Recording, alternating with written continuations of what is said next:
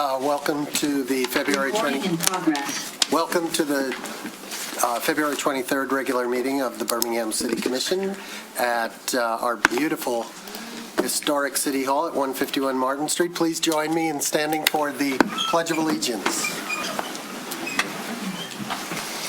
I pledge allegiance to the flag of the United States of America and to the republic for which it stands, one nation, under God, indivisible, with liberty and justice for all. Ms. Bingham. Mayor Ballard? Here. Mayor Pro Tem Long? Is absent? Is he absent all day? Yes. Okay. Commissioner Hay? Here. Commissioner Host? Here. Commissioner Cole? Here. Commissioner Kozlowski? Here. Commissioner Long? Here. Great, thank you. As Mayor Pro Tem Long, with no E, is honeymooning in Egypt. Egypt? Yes. We will need to appoint a temporary Mayor Pro Tem. I will nominate Mayor Long, or Commissioner Long, with an E, and I would need a second. Second. All those in favor? Aye. Aye. Opposed? We have three in favor. Commissioner Host, I didn't see your hand. Did you vote in Mr. favor? Cole. He sits over there. I'm sorry. Did you get the vote? I did not. Okay, let's do it again. All those in favor, say Aye. aye. Those opposed? Okay, so it's 1, 2, 3, 4 to 2. Thank you. We move on to announcements and proclamations, congratulatory resolutions, awards, and appointments. Oaths of office. Introduction of guests. We have a couple of announcements. One is from the Oakland County's Treasurer's Office, foreclosure prevention. The Treasurer's Office of Oakland County is in the final stretch of its foreclosure prevention efforts. The tax foreclosure deadline for the 2023 and/or prior year taxes is on March 31st, 2026. That means if these taxes aren't paid off by March 31st, or any interested party hasn't entered into a repayment schedule with the Oakland County Treasurer's Office by then, the property will be foreclosed. So this is a very important notice for anyone who hasn't paid their taxes for 2023. Since December of 2025, the Treasurer's Office has conducted over 1,000 taxpayer assistance meetings to assist taxpayers with keeping their properties by working with them to get on a repayment schedule and/or by identifying resources that may be beneficial to them and their situation. We are here to help and strongly encourage taxpayers to contact us before the tax foreclosure deadline if they have delinquent taxes for 2023 and/or prior tax years. Taxpayers interested in scheduling a taxpayer assistance meeting should call 248-858-0611, or they may visit www.oakgov.com/treasurer. We also, I want to highlight again our public portal, which is a place where you can see our commission agendas and the packet that we look at. And I'd like to invite anyone watching, members of the public, including everyone here tonight, to use the city's new board portal to view the city commission agendas and meeting packet materials. The packet is this very large, may I? Yes. This is what we get every 2 weeks for our meeting, and it's quite large, and it contains a lot of files.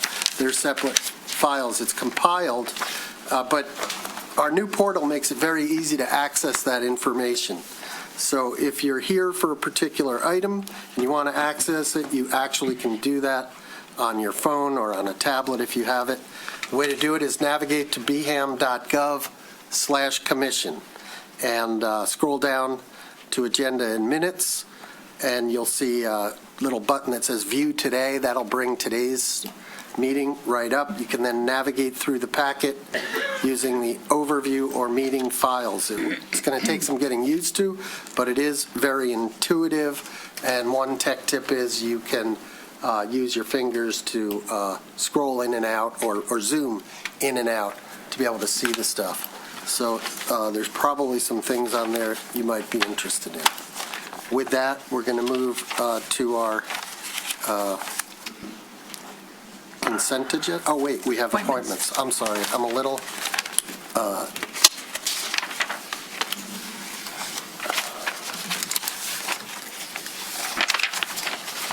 Got it. Okay, so we have student board appointments tonight. Wow. Was I...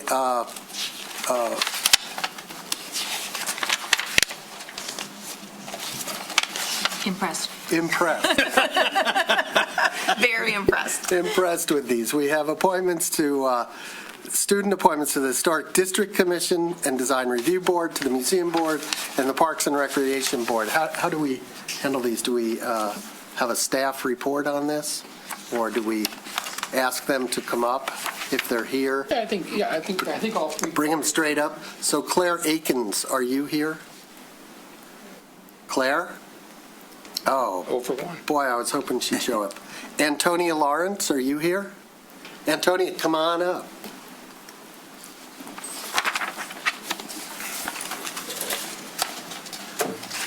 You are applying for the museum board. Do you want to tell us a little bit about yourself and why you want to be on the museum board? Sure. Hi, I'm Antonia.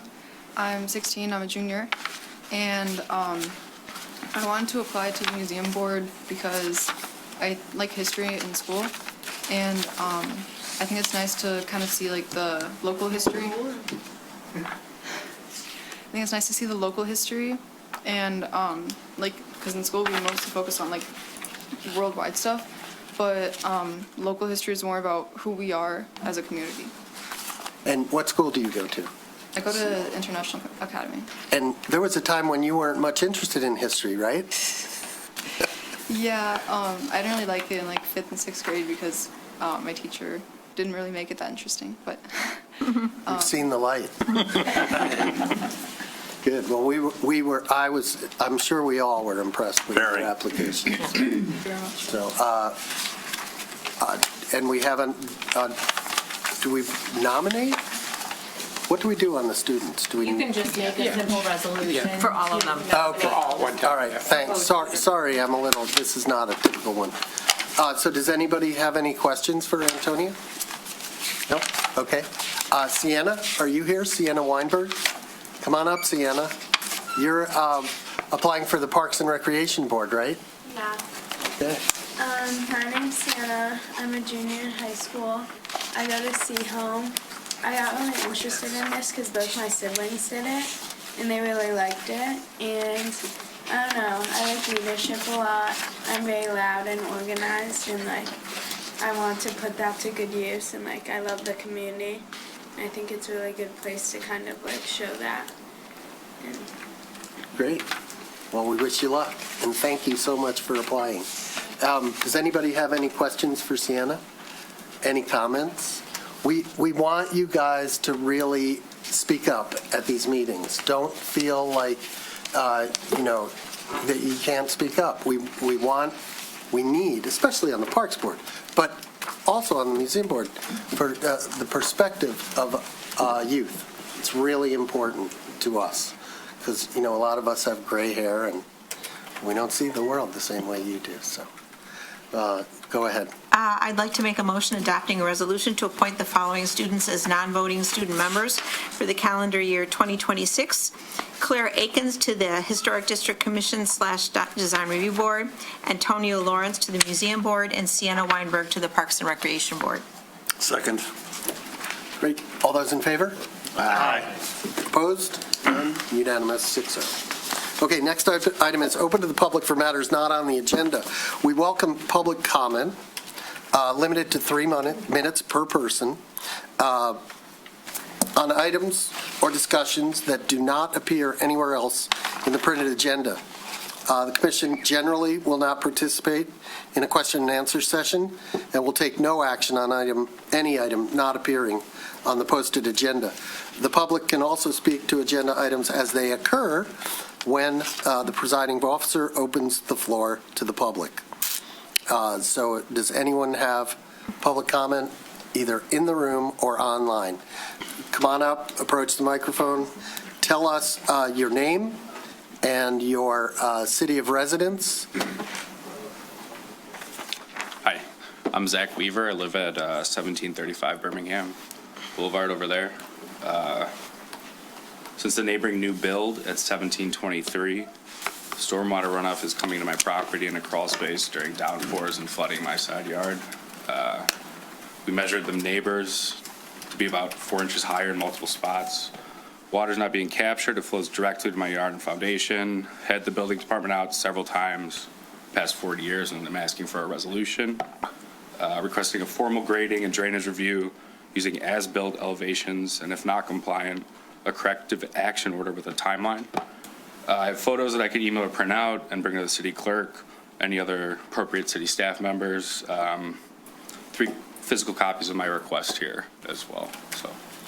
So you say, I just want to be clear, you have spoken to the building department and you have not gotten satisfaction? I have not gotten any actual action. Okay, let me introduce you to Mark Clements. He is our assistant city manager. Okay.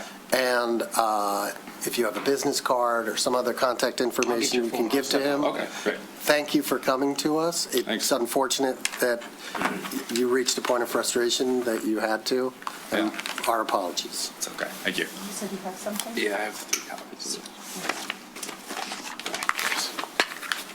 Thanks for coming in. Hi. Hi, my name is Danielle Mallon. I'm a Birmingham resident. I sent an email to all the commissioners, the city manager, and the police chief back in October of 2025, and again this past week, asking what the city plans to do to keep the people of Birmingham safe from the overreach of ICE and DHS. I'm here tonight to ask you to take immediate action at the city level. The city of Birmingham has the authority to protect residents through local policy. I'm urging you to support and bring forward resolutions that, 1, prohibit DHS, CBP, and ICE activity on City of Birmingham property without a valid judicial warrant, and 2, ensure that the City of Birmingham never enters into a 287G agreement. All residents should be able to safely access public services, participate in civic life, and engage with their local government without fear. Civil immigration enforcement is a federal responsibility, and city resources, staff, and facilities should remain focused on serving the public unless presented with a valid judicial warrant or court order. Last month, Washtenaw County voted to ban ICE agents from county properties. A similar resolution is under review in Oakland County. This is about public safety. This is about access to services. This is about keeping city government focused on serving residents. I'm asking you to do the right thing. Thank you. Thank you. And Ms. Mallon, unfortunately, city government rarely does anything immediately. Of course. But as I told you in an email, and I will tell everyone later on at the appropriate time in the meeting, I will bring it up as an item for future discussion. That's a 3-step process. We agree to discuss it, and we kind of discuss it, and then we really discuss it. Great. Wonderful. Thank you. Thanks. Any other public comment? In the room, if you're online, you can use the raise your hand function. This is for items that are not already on the agenda. Seeing none, we're going to move on to the consent agenda. Now, a couple of items listed on the consent agenda are considered to be routine and will be enacted by one motion and approved by a roll call vote. There will be no separate discussion of the items unless a commissioner or a citizen requests, in which event the item will be removed from the general order of business and considered later in the meeting. There are 2 items that we are removing from the agenda entirely. In other words, we're not even going to consider them. They are item K, an update of parks rules, and item Q, the ground lease with select commercial assets hospitality.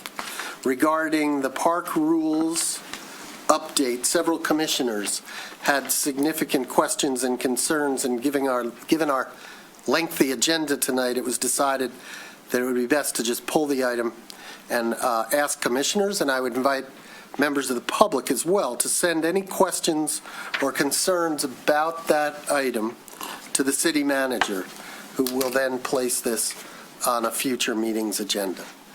With regard to the ground lease with Commercial Assets Hospitality, that's the Hunter House property. The city owns a small sliver of property there. There were commissioner concerns with this item that are best left to additional conversation with the applicant, and the administration will bring this back, I believe, at our next meeting. With that, does anyone on the commission want to remove any items from the consent agenda? None. Wow. Loving it. With that, I'll take a motion. I'd like to make a motion to advance the consent agenda, excluding items that have been removed, K and Q. Second. Okay, roll call, please. Commissioner Long, Yes. Commissioner Host, Yes. Commissioner Cole, Yes. Commissioner Kozlowski, Yes. Mayor Ballard, Yes. Commissioner Haynes. Yes. Okay, we move on to the, I should thank everyone who's here for coming. There's just a few little items we have to get through before we get to your matters. We have the city manager's report up next. Good evening, everyone. So from the Baldwin Public Library, they have an interesting event, the Burberry, which is the Baldwin Library's version of the Newbery Award, which I had to look up, which is from the Association for Library Services to Children, and it recognizes the most distinguished contributions to American literature for children. So the library works with the Birmingham Public Schools middle school librarians each year to host this program for middle school students in the district. In April, students who have earned the chance to participate in this program will be taken by a limo to the library, attend a luncheon, and then spend the afternoon choosing the winner of the Baldwin's Bribery Award. Pretty cool event.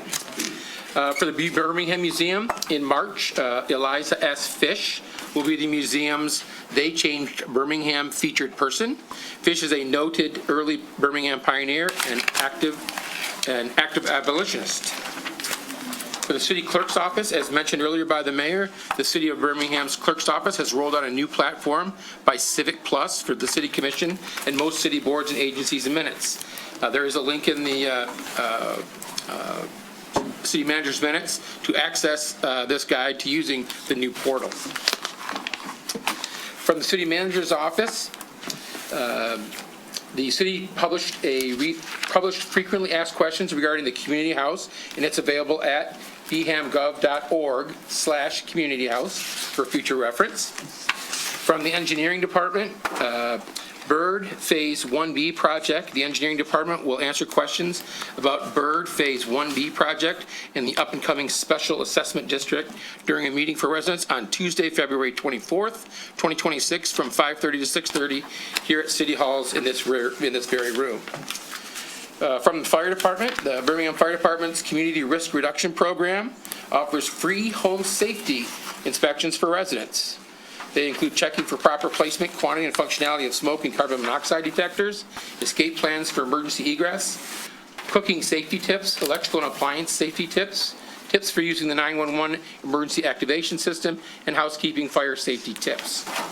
From the Human Resources Department, we had 4 new hires, 1 full-time and 3 part-time. Can you hear it?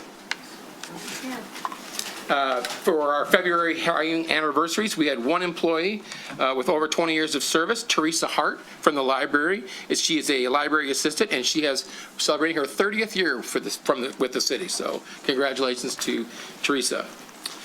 For those interested in maybe possibly working for the city, there is a host of openings that can be found at birmingham.gov/jobs to learn about our openings.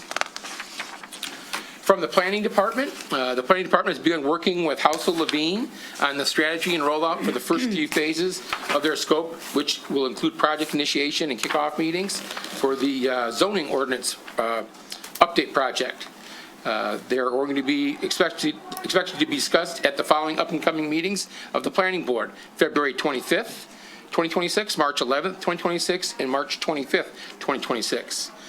In other interesting news, the 2026 National Planning Conference is coming to Birmingham. The Planning Department applied for a mobile tour session based on the history of planning in Birmingham and its relationship to the Woodward Corridor, which was recently accepted. This session is scheduled for Sunday, April 26, 2026, from 8 in the morning till noon, and will be led by our Planning Director, Nick Dupuy. In the Police Department, we had a very nice arrest, obviously a department near and dear to me. In December of 2025, the Birmingham Police Department received several reports of package larcenies from residential porches. Detectives linked these crimes to the same suspect and identified him as Robert William Foster. A 17-count warrant was obtained for Foster through the Oakland County Prosecutor's Office, and he was arrested and charged. Also, the Police Department's annual Skate with a Cop event will be held at the Birmingham Ice Arena on Sunday, March 1st, 2026, from 2:30 to 3:50 p.m. And that concludes the city manager's report. Great. Any questions for the city manager? No, excellent report. Thank you. We have no unfinished business, so we move to new business. And the first order of new business is a public hearing of necessity for a staircase special assessment district associated with the 2025 and 26 asphalt resurfacing program. The way these public hearings work, and I'm going to open the public hearing now at 7:21. We get a report from staff. The public has an opportunity to comment. We bring it back to the commission comment or question. Then we bring it back to the commission. We discuss it, make a motion, and then we vote on the motion. We can also take comment from the public on the motion. And that's how we will handle both public hearings tonight. So Ms. Coda, this is Melissa Coda, our city engineer. Good evening, Commission. This is the presentation for the hearing of necessity for staircase special assessment for the 25-26 asphalt resurfacing program. So high level about the project itself, the 25-26 asphalt resurfacing program includes mill and overlay on various streets within the city, including Park, Ravine, Euclid, Brookside, Ferndale, Baldwin, and Pierce, and also at Springdale Golf Course. With this, we're also doing crack sealing on various streets throughout the city. Our trench maintenance repairs with this, it would replace road cuts, damaged curbs, and sidewalks at various locations throughout the city. And also as part of this program is replacing the existing retaining wall along Brookside, Ravine, and Park Street itself. This special assessment is just for the staircase to defray the cost incurred by the city for the construction of these improvements. So this is kind of a quick overall map of where the resurfacing is going to be happening. That's shown in blue on this location map, and in red is the locations that we're going to be doing the crack sealing as part of the 25-26 asphalt resurfacing program. And this provides information of the map. So north is located in this location right here, and this essentially shows where there's existing retaining walls in this location. So you can see in this, essentially this line through here, the yellow is people who've got existing staircases through the retaining wall. The blue means there's a current ADA sidewalk crossing, and then this location here. As part of our resident meeting that we had a few months ago, residents request to see if we can get a proposed ADA crossing at this location right here. So with that, we are looking into that right now. And then the existing retaining wall travels this way to the north itself, and then the yellow, you've got two existing staircases there. On the next sheet, this is essentially the match line from the previous slide beforehand. So the existing retaining wall continues along this side through here. There is an existing staircase in this location right here that's currently not ADA accessible and will be as part of this project. And then the wall continues this way through here. And then if you go further north, essentially this match line here matches here, and there's an existing retaining wall at this location here, and then further north to this, and there's an existing staircase in this location. So with this, we sent out letters last year to see, asking people who had existing staircases if they were interested in getting their staircase replaced. And with that, we mentioned there's potential cost for it. So these were the 5 property owners that let us know that they were interested in getting their staircases replaced for access to their property. And so the proposed cost sharing as residents will not be assessed for the actual retaining wall replacement. It would only be if they requested a staircase through the retaining wall that's proposed to be built. And the project cost, this went out to bids last month, the cost per riser is $2,500. So the cost varies on how much risers are being built from the edge of the roadway to the top of the wall close to the sidewalk. And so here's a summary sheet of the sidewalls and the addresses and the number of risers in each location, and then the cost per each riser itself. 2 asterisks in this one, 1243 Ravine. Once they found out the cost, they decided they don't want the staircase in front of their property. So right now their total assessment is 0 because we're not going to be building a staircase there. 564 Brookside requested a staircase be built. Unfortunately, due to topography, we cannot build one due to it's in the location where there's existing rail along the edge of the roadway, and we do not have enough elevation between the roadway and where the existing sidewalk is to try to fit a sidewalk in there. And then, so here's some existing slides of the location. This is starting on Brookside, east of Ravine, and we're heading our way north along the street. And then here's one of the first staircases shown on Brookside, north of Ravine. And then here's the second location of the staircase in that location there. And then here is location, the property owner that requested a staircase, but as you can see from the topography and where the existing sidewalk is, we cannot fit a staircase in this location right here. And then we were going around the curve itself, so this way is north. This is where the crossing is on Brookside on the south side of Ravine. And with this staircase is not going to go back. Essentially, a sidewalk ramp is going to be built this way to make sure this is an ADA compliant crossing in the north and south direction.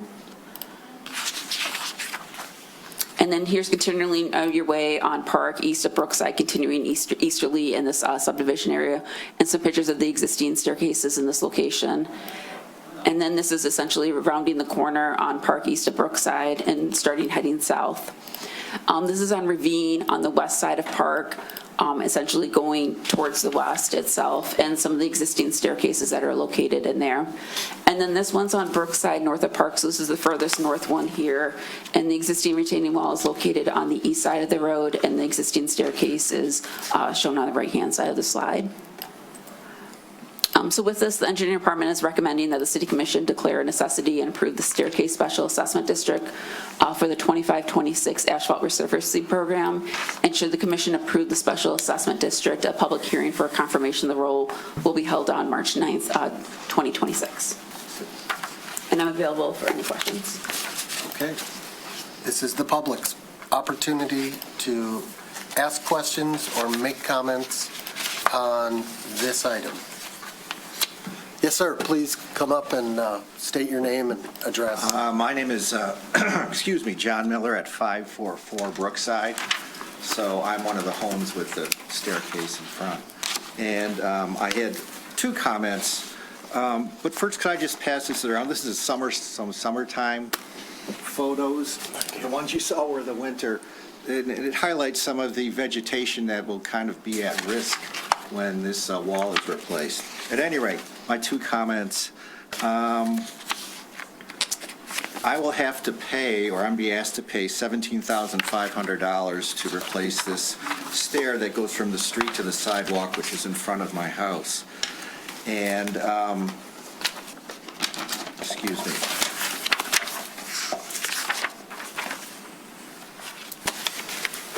I was told that the stair is kind of my stair because it's in front of my house, but actually the stairs and all 8 stairs and the retaining wall were built between 1915 and 1920, as were many of the homes there. So they've been there a long time. My house was originally erected in 1985. So there was never a home in front of this stairway for 70 years.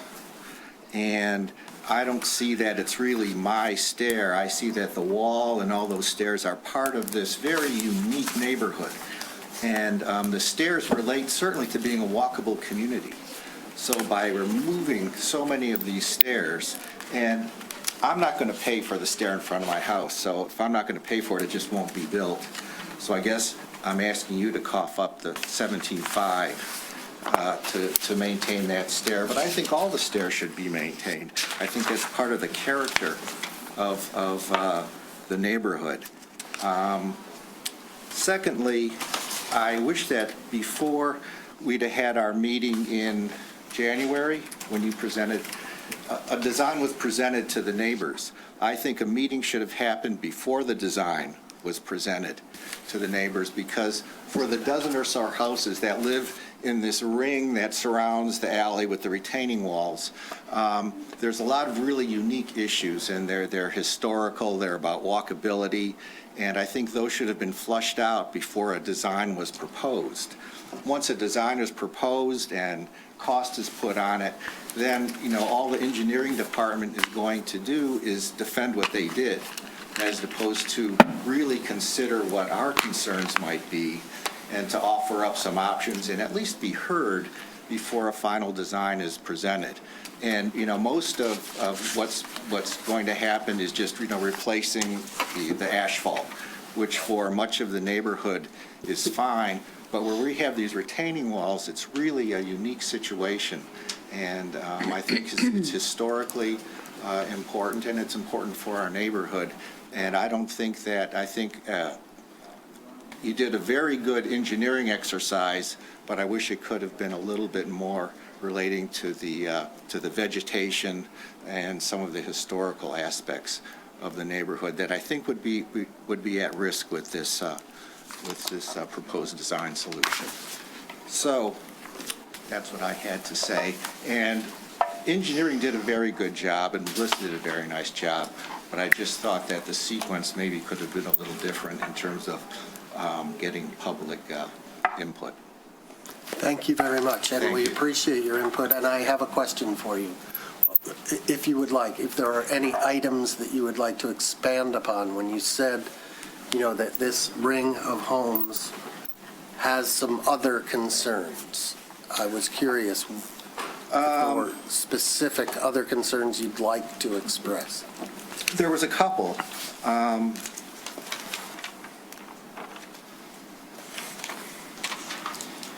And one of them was the intersection of Brookside and Ravine, where you're coming in off of Old Woodward, right next to Market. The street curves, it becomes a big turnaround.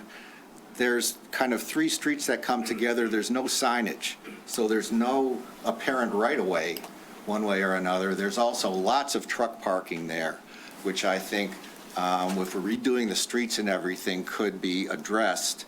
The trucks that service Market are a big concern, and they're always illegally parked, and the police have been called, nothing's done about it, but I think that physically something could be done since we're redoing all those streets.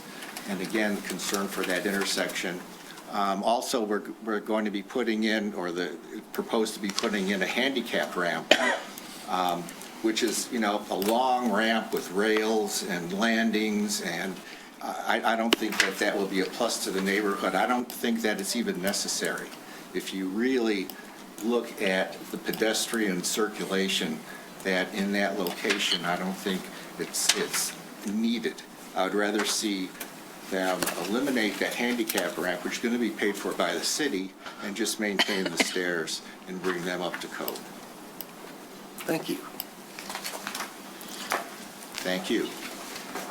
Anyone else? Any other public comment, either in the room or online, about this item? I don't. One more thing, I'm sorry. Sure. And the engineering department did a very nice job of presenting to us, so I don't want to hurt your feelings. Oh, no, you're not. Thank you. Thanks. She's got thick skin. She's put up with a lot more than that. Okay, so we will then close the public hearing at 7:34 and bring this back to the commission. Does anyone on the commission have any questions or comments? Commissioner Host. Back in 2021, the spring, I believe Tom Marcus and I went over, and Tom immediately agreed that the whole retaining wall should be replaced. That's all. Commissioner Long. Mayor Pro Tem, temporary Mayor Pro Tem. Thank you. Melissa, do we know, or I can ask Melissa, who built the original retaining wall? Was that built by the city? Was it built by whoever developed those properties? So the engineering department does not, we couldn't find the plans readily available of when the wall got built. So we don't have a copy of the plans in the engineering department right now that we could find of when the wall got built. So it's an estimate time frame of 1915 to the 1920s type of a deal. All of it is located, if it's along the edge of the roadway, that retaining wall is located in the city's right-of-way. Yeah, sure. So this gentleman is listed on the SAD as someone who had requested his stairs be replaced. He's now told us that he does not wish to pay for that. So does that mean we would adjust the SAD to remove him? The city attorney's shaking her head yes. Are we required to build an ADA access when we do, as part of the replacing the retaining wall? So with this, essentially, you've got in the, let me go back to here real fast, if I can.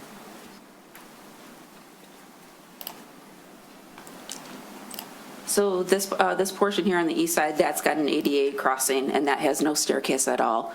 But in this location right here, the issue you run into, right now you have a sidewalk ramp that directs people to the south directly to the staircase. That is not ADA compliant. So for some odd reason, if someone elects not to have an ADA compliant on the south side, we would have to go and redo the ramp on the north side and eliminate any crossing so no one would be able to cross north or south on that portion of the intersection. So we are required to have something.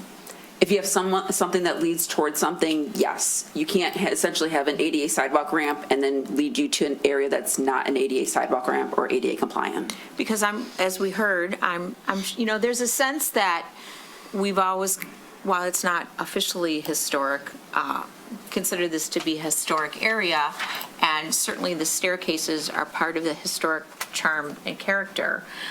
This person at 588 has elected not to pay to replace their stair, and even if they did, it does not address the ADA issue for the ramp. But the ramp is certainly not going to look historic or look like what's there currently.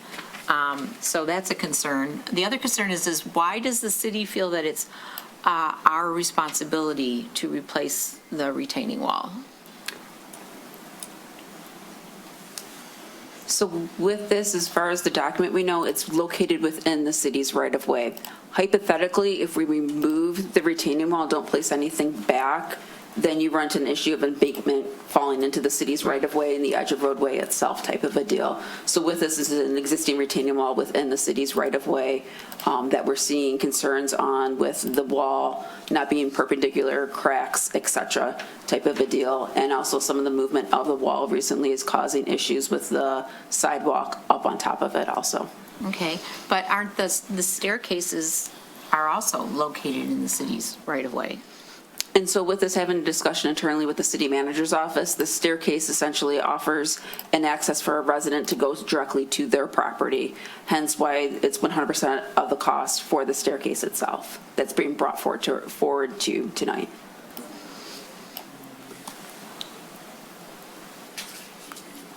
Other questions, comments? Commissioner Hay. So the gentleman's observation about the traffic, and it's slightly off but slightly back on, do any of the rest of you recollect us putting in or discussing a stop sign around this area? I don't remember exactly which intersection it was. Ravine and Ferndale. Is that what it was? Okay, Yeah. thank you. All right, I knew there was something in the area, but I couldn't remember where. Thank you. Right, and I Not believe we relevant. have spoken to Market about not illegally parking. I want to make sure the intersection was right. Yeah. It's not a relevant intersection, that's Yeah, fine. But Okay, you will have an opportunity. And since the engineer is here, an engineering question? You'll have an opportunity to ask a question. Momentarily. I'm sorry, we had a public hearing. There was an opportunity for people to speak. That was your chance. I'm sorry, we have to follow procedure. There will be another opportunity, perhaps. If no one else, I have a couple of questions. I know this is this asphalt resurfacing program, which this is part of, has been budgeted, but we have not yet approved the asphalt resurfacing program, correct? Correct. Will we? Yes, it'll either be brought forward at the next city commission meeting on March 9th, or potentially, if we do not get the contract book signed by the contractor, March 23rd. Okay. So it'll be the upcoming meetings. What is the cost to rebuild this wall? If you give me a moment, I can calculate that, or pull up the information. 1.15. Did you get the information from Mark? Okay. $1,150,000. Okay. There was a portion of the wall, I don't know if we received a complaint, but whatever, HRC went out, city engineering contractor, went out and looked at it, said no emergency, but maybe next time you do an improvement in the area, you might look at it. They did not look at the entire ring. They looked at one portion. Is that correct? Actually, it was our engineer consultant, AEW, that did that. They are use them for our structural engineering for bridges, culverts, and something along this line. They actually looked at the whole entire area of the subdivision of the existing retaining walls. Okay. But there's only one section of it that's really at risk or that has a problem. There's the tallest portion on the northernmost part of the streets. There's multiple locations where the retaining wall, where there's issues. We're seeing cracking or leaning where it's not 90% plumb. Also, what we're seeing is some erosion happening on the backside of the wall. So if the wall is starting to lean, you've got the sidewalk up here, the area of the greenbelt is starting to erode, and we're starting to see some erosion where the sidewalk slabs are starting to tilt too. So we're seeing locations of wall movement, and then also too, we're seeing some areas of erosion occurring in the greenbelt that's potentially affecting the sidewalk. So which came first, the desire to resurface the streets or the desire to rebuild the wall? Because, well, which came first? Did you decide to do the wall because you were going in to do the street, or vice versa? So the wall got looked at in either winter of '22 or into '23 when I first started here. We did a field visit engineering department in September of '22. That was the first time I walked that subdivision, and that's when we got our structural consulting engineer on board. With that, I mentioned it didn't need emergency repairs, but need to be replaced in the future. So with that information, looking a few years forward, that's when we essentially put it in the resurfacing program and looked at resurfacing the roads just due to their PASA ratings of the roads around the area. It's kind of like both? You didn't, one Kind of didn't in- drive the other? Kind of both, but the wall came first, and then knowing that we had to do repairs, we also looked at the roadway and saying the roadway also needs to get resurfaced. Okay. Well, given everything I've heard tonight about the cost, about possibly the need to take into account a few other things, about the condition, I just think that if we're going to spend that kind of money, that maybe we ought to, I'm not going to support this. How's that? I'm not going to support it because I don't believe it's necessary right now. I don't believe we've given it due consideration and that's a lot of money. And we have to watch every penny right now that we're spending on infrastructure.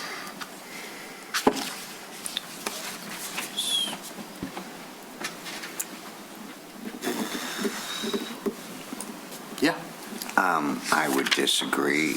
If you walk around there, you will see that the wall is compromised and bending and at the end of its life.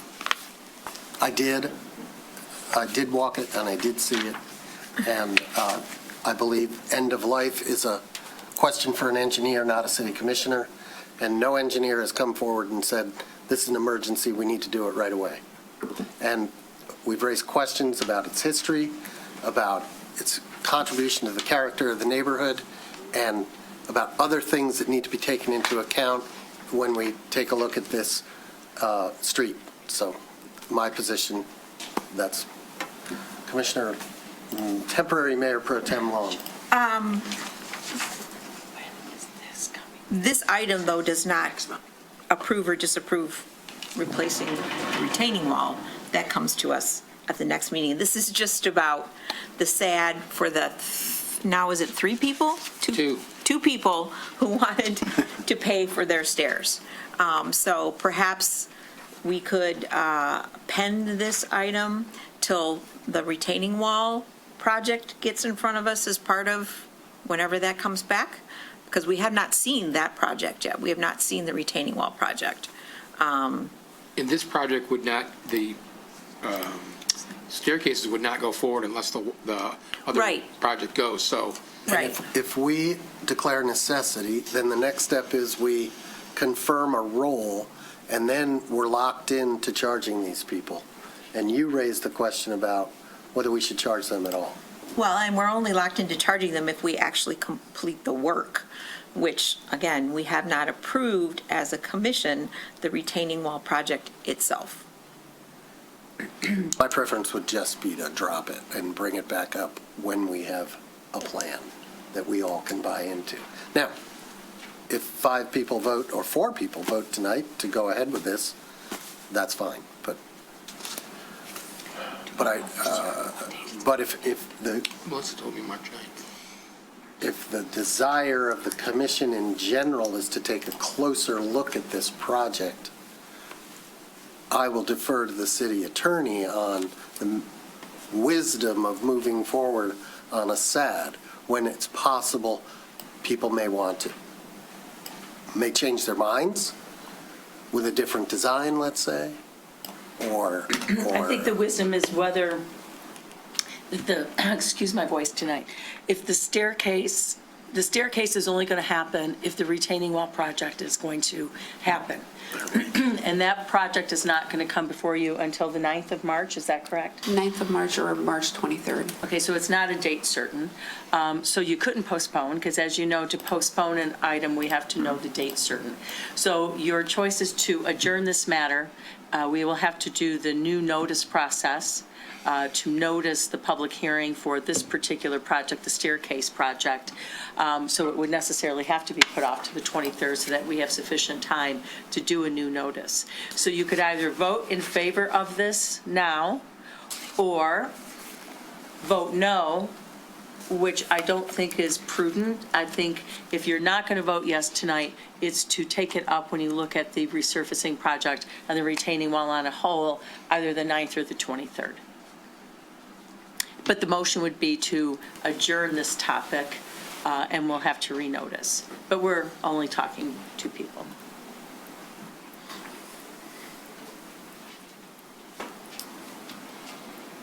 I can't make a motion. I still have questions about whether there's benefit to the walkability of the community to try to maintain all the stairs that are there, and whether that is part of the, historic character of the neighborhood. I think I'd be interested in whether Mr. Dupuy wanted to weigh in on that.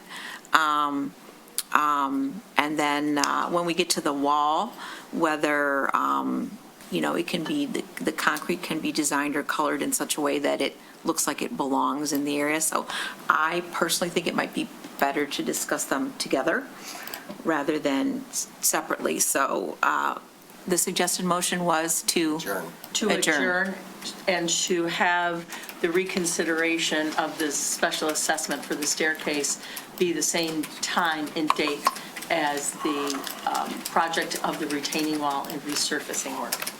I guess I'm not, I guess I'm not entirely sure what exactly we think we're going to learn relative to the issue of the staircases. Are we saying we will consider some alternative funding mechanism? Are we saying, like we had mentioned, we want to be careful with every penny? Are we considering some kind of alternative funding for the retaining wall writ large? Like, what is going to be different when this comes back in a couple weeks? Don't know till we talk about it. So it has to be discussed. All those are options. So we're saying we're open to considering many things. Right. Potentially. I am. Okay. when the retaining wall project is discussed and presented, I'm hoping that there would be more information about necessity, timing, whether it could be, how often we resurface the street, again, whether we should do the staircases as a part of the retaining wall project in its entirety. I sensed you were about to make a motion. No, I apologize. I interrupted. So I would like to make a motion to adjourn this matter and to reconsider it when the retaining wall project is presented to us so that we can discuss them relative to each other. Is that sufficient, Ms. Kucherick? It is sufficient, and, it kind of makes sense, because in order to have a special assessment district, which you are not going to have on the wall, right? It's only for the staircase. You have to determine necessity. I don't know how you can determine necessity when you haven't determined if the step one of the project is something that you're going to do. You won't be determining its necessity for a SAD, Right. because there's not going to be a SAD. It's going to be whether or not the city commission wants to Go forward with the go retaining wall forward with project. it. Yes. So you can't really determine necessity of something that may not happen. So, all right, hence the motion. So, Second. Second. Roll call, please. Mayor Ballard, Here. Yes. Commissioner Host, Yes. Commissioner Long, yes. Commissioner Kolb, Yes. Commissioner Kozowski, Yes. Commissioner Haig. Yes. Okay. We move on to one of the two main events for tonight, a public hearing of necessity for Cape Seal Special Assessment District associated with the 2026 Cape Seal program. I suspect many of you are here to comment on this. I'm going to open the first I'm going to ask for a show of hands, who is here to comment on this? Mr. Mayor, Not too many. there was a gentleman that wanted to comment here, when public comments before we You are voted. right, and unfortunately, we did not call for public comment on that motion. Hi, sir. You would have to come up to the microphone. I think I'll waive that privilege and move on to the Cape Seal. Thank you. My apologies. That's fine. Sincerely. There is I'm a sorry. hand on Zoom as well. I don't know if that was for the previous one or not, Josh, were you, who's just disappeared. Okay. okay. That was my mistake, I'm sorry. It wasn't called on, so decided. Okay. We'll try not to let that happen again. So what we're going to do is open the public hearing, we'll take public comment, we'll hear a staff report, then we'll take public comment. Please limit it to 3 minutes. Let's not repeat. If you agree with what someone prior to you said, you can easily reference what they said. And let's maintain decorum. Applause not appropriate. So we're going to open the public hearing at 7:53. Excuse me, Mr. Mayor, for clarity, it's limited to 3 minutes per person speaking, Right. not for public Right, hearing. right, of That's course. unlimited to get the job done, Of course. Everybody gets. just like that record clean. Okay, so a quick presentation for the 26 Cape Seal program. The existing proposed streets for the unapproved streets to get Cape Seal is North Glenhurst Drive from Oak to Pine, Lakeside from Oak to Raynell, North Lawn from Birmingham Country Club where the Rouge River Bridge crosses out on North Lawn and to Southfield, and then Oak from Greenwood to North Woodward. The special assessment district costs for the Cape Seal will defray the costs incurred by the city for construction of these improvements.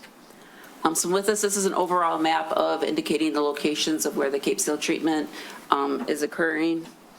And with this, this provides information on when previous years was Cape Seal. And then also at the resident meeting, residents were asking what the daily traffic count was. Police department takes that information for us. So on the right-hand column is the daily traffic count. That's an average of a 3-day period in the middle of the week. And in parentheses is the year that it was taken, either in 2019 or 2025. So with this, the city's policy for maintenance on unimproved road, the first special assessment district for what they called dust proofing occurred in 1948. And with this, 85% of the short side costs for all properties fronting the improvement, 25% of the long costs for all resident properties citing the improvement for the short side. And then there's the last two is for any companies or businesses that are located on a Cape Seal treatment. For this 2026 Cape Seal program, there is not a commercial property or business property located in on the streets.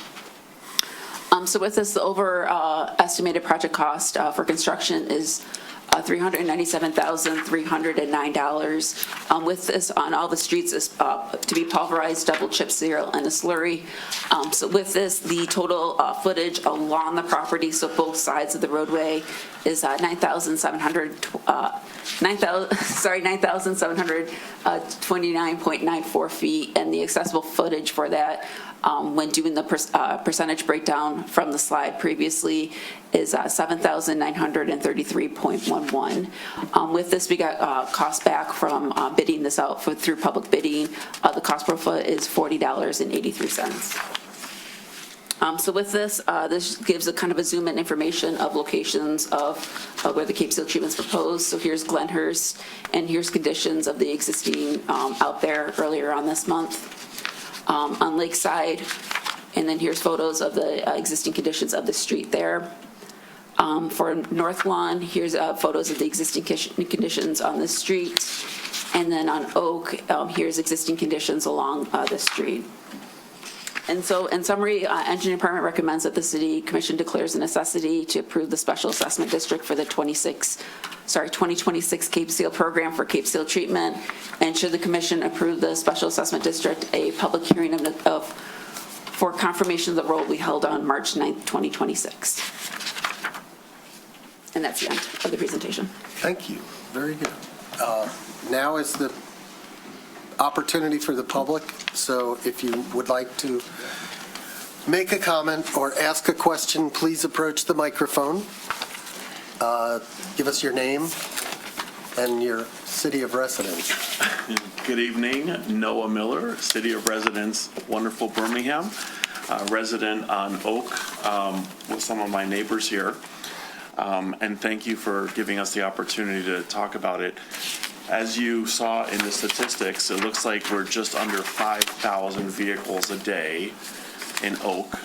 And for those of us that live there, it's not just passenger vehicles. There's a lot of heavy vehicles, right?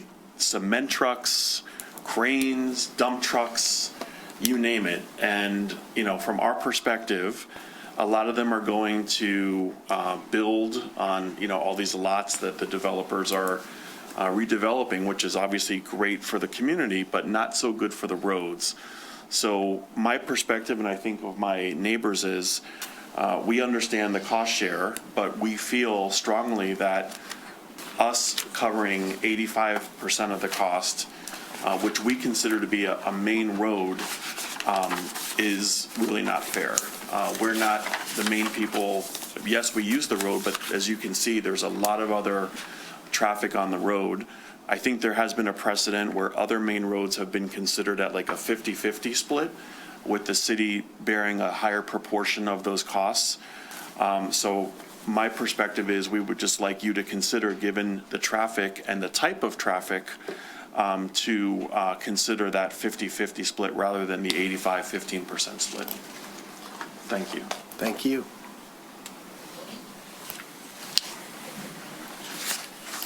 Good evening, Mayor, Commissioners.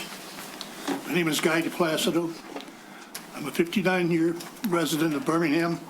I lived on Lakeside 726 for about 55 years. My question is, does the city have a limit on road load? And does the city have a frost law limit? I'm asking this question because these contractors come in, they start to tear down the home. The first thing they do, they bring a lowboy in with a backhoe. It's about 42,000 pounds. Then comes this 18-wheeler with about 80,000 pounds, and they start taking the building down. And then they go north on Lakeside, and they go east on Oak. Then I don't know where they go. In the meantime, once they start digging the hole, back comes this 18-wheeler, this time with 90,000 tons of dirt in the same path, north on Lakeside, east on Oak. So the hole's open now. Along comes the plumber.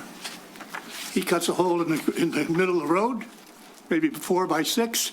He might have to go down 8 to 10 feet for the tap. He takes the dirt he took out, puts it back in, puts some coal pack on it, takes his truck and runs it over. That's called compaction. Now comes the time for concrete. Concrete trucks weigh about 66,000 pounds. And they really pump the ground when you see them going down the road. I watch them. I have a hobby. They tear up the road. That's why our roads are so tore up. Now, I'm not against building houses. I'm all for it because the taxes are great for Birmingham. Big houses.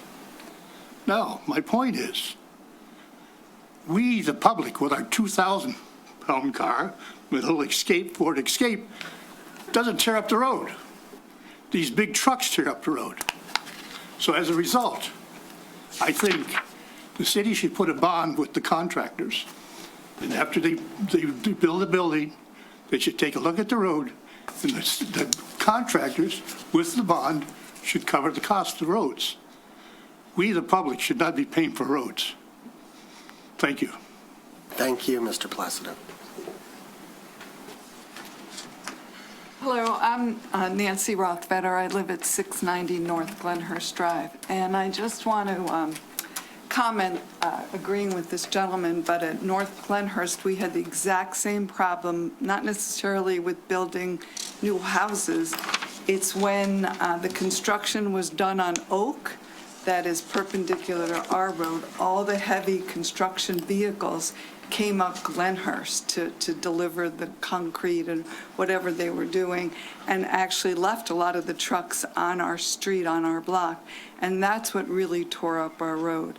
So I feel that the residents of our small block are getting hurt because of all the construction that was done to repair the road on Oak that the residents on Oak didn't pay for, because I guess it was considered an improved road, so they didn't get an assessment. But because our block is unimproved and was, the trucks, the construction trucks really did adversely affect our road, that now we're having to pay for it, and it just doesn't seem at all fair to me. So I just wanted to make that comment. Thank you.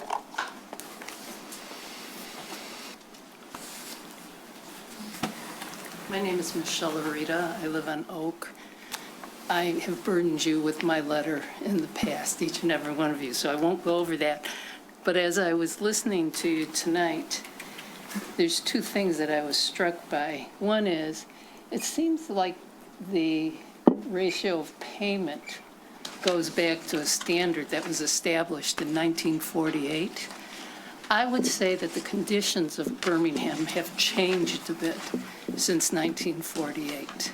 Construction, the amount of construction, the amount of traffic, the amount of homes.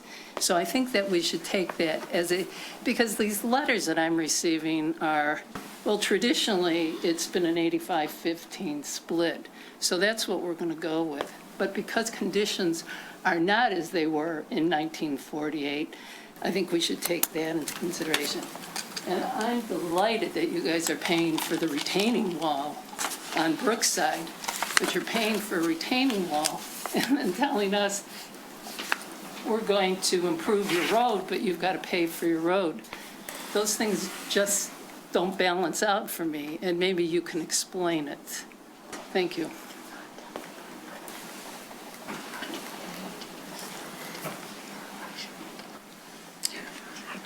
Good evening. My name is Alan Rothfeder.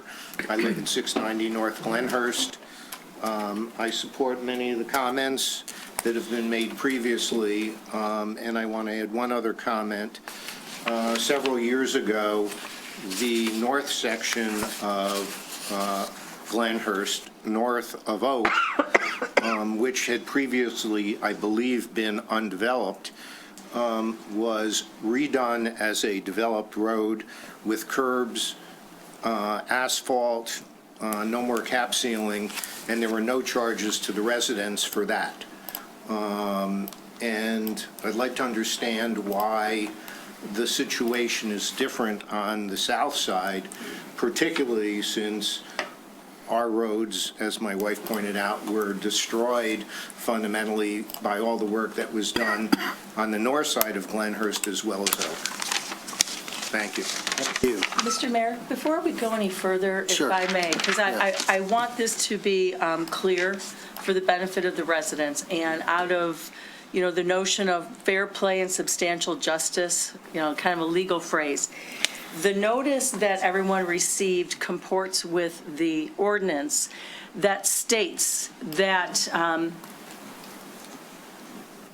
people can appear and protest at the public hearing in order to maintain their rights to later appeal to the tax tribunal if that's their choice. While I hear residents making comments of their thoughts, they're not technically protesting. I don't want them to give up a right unwittingly. So what we would have to do is those who have spoken, if they are saying, I protest this special assessment, they need to say that with their name and address besides the comments. I don't want people to think that's what they're doing and then later find out they didn't preserve their rights. That's a very good point. And there's two opportunities to do that, correct? Tonight, and then when we confirm the roll. Is that? So one has to either appear in person for both necessity and then later roll either in person or ahead of the public hearing by writing. So if a person is, they may be saying their views, but they're not necessarily protesting, fine. But if everyone who has spoken and everyone who intends to speak don't say I'm protesting this special assessment and here's my name and address, then they're not preserving their right. And I know this is new for people, and I would feel remiss not to. Thank you. So if point anyone, this out.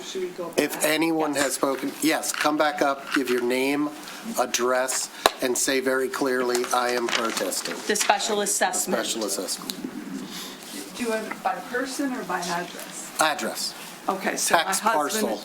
Okay, so I'm Nancy Rothfeder from 690 North Glenhurst Road, or Drive, excuse me, and I protest this special assessment for the cap seal. Thank you. And they may opt not to do anything with Sure. that, but their rights are Right, preserved. it preserves your right. Yes, you're not done protesting. If you really want to protest, you've got to follow through. Sure, come on back. Hi again, Noah Miller, 450 Oak, Unit 303, and I am protesting the Cape Seal program that we've been discussing tonight. The special assessment. Special assessment, Who is yes. taking, is it the clerk who's? Yes, Okay. the clerk You're good keeps with it? this, both the letters and in the minutes who protested. Okay. And feel free to tell your neighbors. Thank you. Can I ask a question? And good luck. Are we protesting the individual assessment to our own property? Yes. Or are we protesting the overall assessment? To you, to your property. You're protesting the necessity at this point. My name is Guy Placido, 726 Lakeside. I don't know. I protest the assessment at this evening's meeting.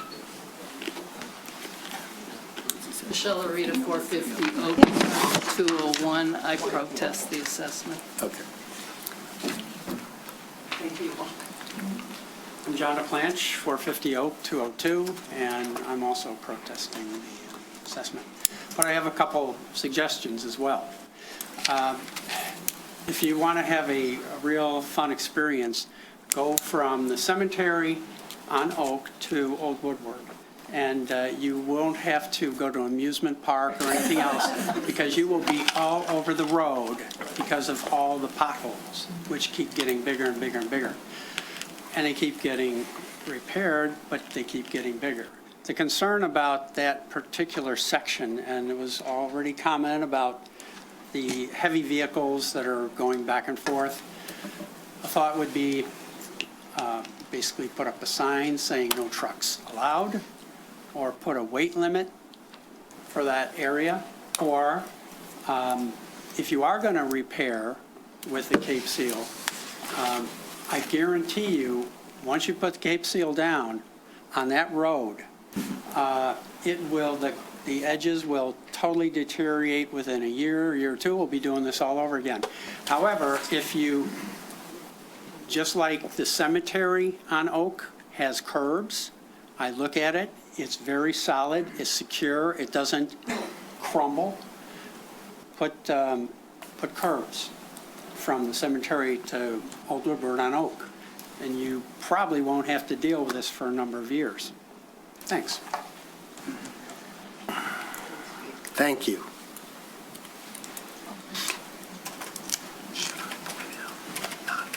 Thank you for allowing us to speak. Mark Perrette, 1083 North Lawn.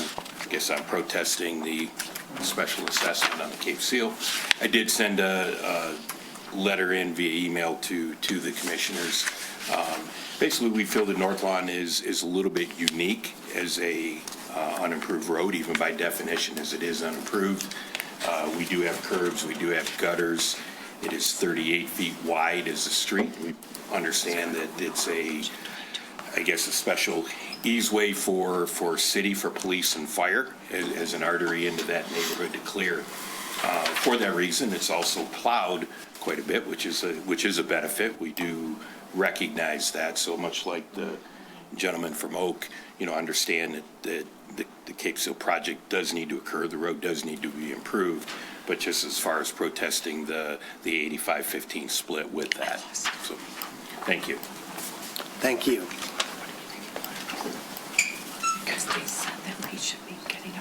Jonathan Schreiber, 1231 North Lawn. I protest the special assessment. I don't want to pay anything. Just like the gentleman said before, North Lawn's a little unique. It's like Lincoln. It's a major road. It's a cut through. It's not safe. People speed. People go through stop signs. Right on the corner there, I view it every day. I'm not opposed to the Cape Seal. I'm opposed to the traffic and how bad it is. It's constant. I'd also like to address the Birmingham Country Club. I don't know what their capacity is. They have a gate there, and they have heavy trucks go down North Lawn all the time. Tears up the road. We've also had 7 houses built over the last 2 years. And just like the gentleman on Oak mentioned about the bond that the builders have to post. I understand that they do post a bond. I don't know if that's refundable or not. Came to my attention over the weekend when I pulled up the agenda to this meeting and sent an email to the engineer that she had mentioned North Lawn was Cape Seal in 2010. It was my assumption that all of North Lawn was to be redone. It's just from the bridge to Southfield. My portion on 1231 was done 5 years ago. So I don't know if it's an error. Where are you? I'm right on the corner, 1231. I'm between the bridge and Latham. Oh, okay. So that was done in 2000 and I have a check. My records show 2020 that I wrote a check, meaning that was done in the last 5 or 6 years. So I don't know if there's an error, because they said it was done in 2010. From Cranbrook to Latham was done in 2019, maybe, 20. Now, from Latham to Southfield was done in 2010. That's my assumption. So I think they're looping us in to that, the bridge to Southfield. And you're saying, I'm sorry, you said at one point 2010, and then another point you said 2020. No, I wrote, my check showed through, it's my assumption, and you have to talk to engineering or whoever did the Cape Seal, back in 2010. She wrote me an email that it was done in 2010. Yes, and you're asserting that it was done in 2020? 2019, I believe, because I wrote a check to the city in 2020, so I'm assuming there was a lapse. That should be a verifiable fact, right? Yeah, somebody can check into that. I'm guessing she's working on it right now, right? Because the whole run of the whole run of North Lawn is not being done. No, not on this one. Yeah. Only from the bridge to South. While Cranbrook to Latham was all done at one time. Gone. Okay? So I think they're looping us in when they shouldn't be, number one. The other reason why they may be looping us in is because of those 7 houses that were built over the past, 3, 4, 5 years that has torn up the road. So I'm not sure, but somebody needs to look into that. As well as the Birmingham Country Club, they have an entrance on Latham. It's my understanding that they're not Birmingham residents, or it's Bloomfield? Bloomfield Township. Bloomfield Township. So why the heck are they allowed to have an entrance that these trucks can go in and out of all the time? I don't know who approved that.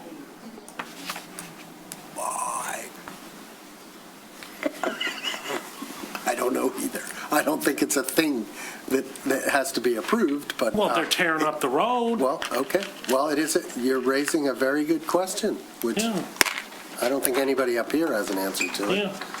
My biggest concern more than anything else is the safety. People just tear down that road. And that's, It's a safety with hazard. all due respect, is not part of this I know that's conversation. not part of Yeah. it, but with all due respect, I'd like somebody to address it. I've gotten no responses from anybody about that. And it's just going to take once where somebody's hit and killed. And you got kids running around, and there's solutions to it, and I'd like to talk to somebody about the solutions. Once again, not opposed to the Cape Seal. I'm opposed to paying it because it's a major road. Okay. Thank you. Thank you. Thank you very much. Mr. Mayor, I just want Sure. to make mention, that's the second time that the issue of bonds has come up. Yeah. And obviously, our ordinance does cover that we do take a bond. So I don't know if you want just to make a comment that we do make a builder pay for that. We or do. have the city attorney Sure, reference that. if she has it in front of her and She wants does. to bring it up, that's fine. Section 22.4, bonds shall be posted before the issuance of a building permit for new construction or for other construction is determined in the discretion of the building official as provided in the schedule of fees, charges, bonds, and insurance. The bond shall assure that the public right-of-way is consistently maintained at all times during construction, provide a fund for payment for damages to public property and/or utilities caused by construction, guarantee completion of work sufficient to obtain a final certificate of occupancy, and provide a fund for payment of outstanding unpaid water, sewer, street cleaning, barrier erection, et cetera. Bond shall be returned without the payment of interest when a final C of O has been issued, less any amounts required to be used by the city in accordance with this section. Cash bond shall also be provided to the city treasurer by the mover of a structure to cover any damages. So if there is damage caused and before they get a C of O, that money then is kept and put in the fund to go towards the street repair. And I think just recently we raised that. We raised that amount. It was raised recently. What is it today? I think it's 15. I don't know. Melissa, do you know? I can look it up. 15. I'm pretty sure it's I don't have the- 15,000. Let's let this gentleman make his comment, and then we can Hi, I'm Jay Shell, 1121 North Lawn. I do protest the SAD for my property in regard to the Cape Seal. In regard to the bond, how often is that bond kept? On each project? Every project, we can take a bond. And is it returned to them? If they successfully pass the CFO, yes. So do you have a percentage of the time that bond is? We've had 13 homes torn down and reconstructed on North Lawn in the past few years. My wife has to call the city every single time to take care of that trenching that this gentleman spoke about that goes halfway into the street. You know, your wisdom teeth fall out of your mouth if you still have them, because it's very bumpy. And when people are talking about the safety on North Lawn, I think what the point they're trying to make is that North Lawn is not Canterbury. It's not Norfolk. It's not your typical unimproved road. North Lawn is a speedway. It is a very busy street. Curious why we're funneling traffic onto North Lawn from Lincoln. We have signs at Lincoln, no trucks allowed on Lincoln. So where do all those trucks go? They go on North Lawn because they can't go onto Lincoln. They're prevented by signage from going onto Lincoln. You're holding up a picture for the record of some intersection with a no truck. It's the intersection of Southfield Road and Lincoln.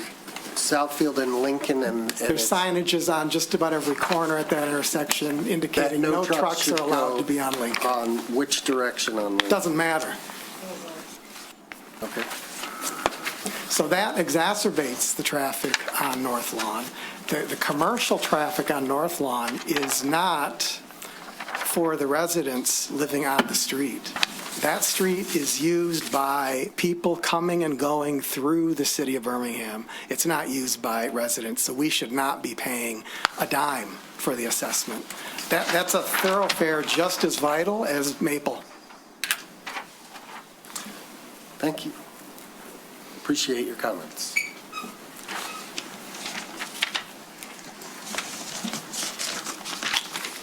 Hello, I'm Scott Stemnecki at 1098 North Lawn, and I protest the cap seal assessment on North Lawn. Just to reiterate, I support everything that we've heard already.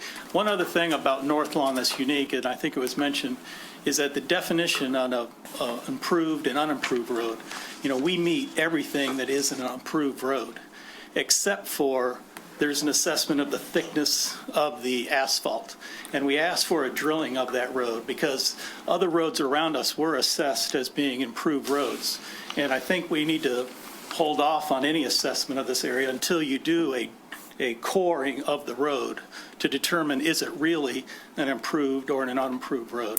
So that was just one more point that makes North Lawn unique, is that, like I said, it meets all the criteria of a improved road, other than a measurement of the thickness of the asphalt. So, and I know engineering was going to do that. They're going to do a coring of the road to prove whether it is, because I think there's only some like old historical records that may indicate if it's an improved or an unimproved road. So there's a chance North Lawn is an improved road, and we should not be assessed. So, I'm going to rephrase your comment as a question for the. Yeah, if you don't mind, I don't think they've done it yet. They were hoping to get it done before this meeting. Are you confident that? The city did not elect to do a core on the road. You asked at the presentation if that could be done, and I said, no, that cannot be done. Frost laws are currently on the streets itself. With this, we're not going to core a road when the Cape Seal treatment on the edge of the roadway is showing there's gravel underneath the road. Cape Seal is only this thick, as I brought to the presentation for the resident meeting. Asphalt's 4 inches thick. Okay. North Lawn is an unimproved road. Okay, all right. It wasn't clear in our meeting before whether we met those, because we met other criteria. We have drainage, we have curbs, and we just wanted to confirm that, and we hadn't heard that yet, so I like that. The drainage is different than an improved road. Correct me if I'm wrong on anything. The drainage is different. The foundation of the road is different. It's a much different animal. Yeah. And I know they did say that, we get heavily plowed again, and I think we need to reassess whether you're going to use an unimproved road as a key emergency road in Birmingham and heavily plow it as North Lawn is. So I think that it doesn't make sense that you'd have a unimproved road and use it as a emergency road and heavily plow it and salt it. So I think that should become a improved road anyway. Assistant City Manager Clements, do you want to? Yeah, I'd like to hear why you would use an emergency road. On this as an emergency route. Is it an emergency route? This comes up often, and I'm not sure where that comes from, because any street in the city can be used for an emergency road, whether by the fire, the police, ambulance service, whatever. If you're talking about a school route. Yeah, we get school buses, we Right, get all the that may heavy be a thing, trucks. but I don't think that qualifies as an emergency. So I think that's kind of a misnomer. Do we plow it more than we plow other streets? No. No, there's a priority list, and Scott in the room?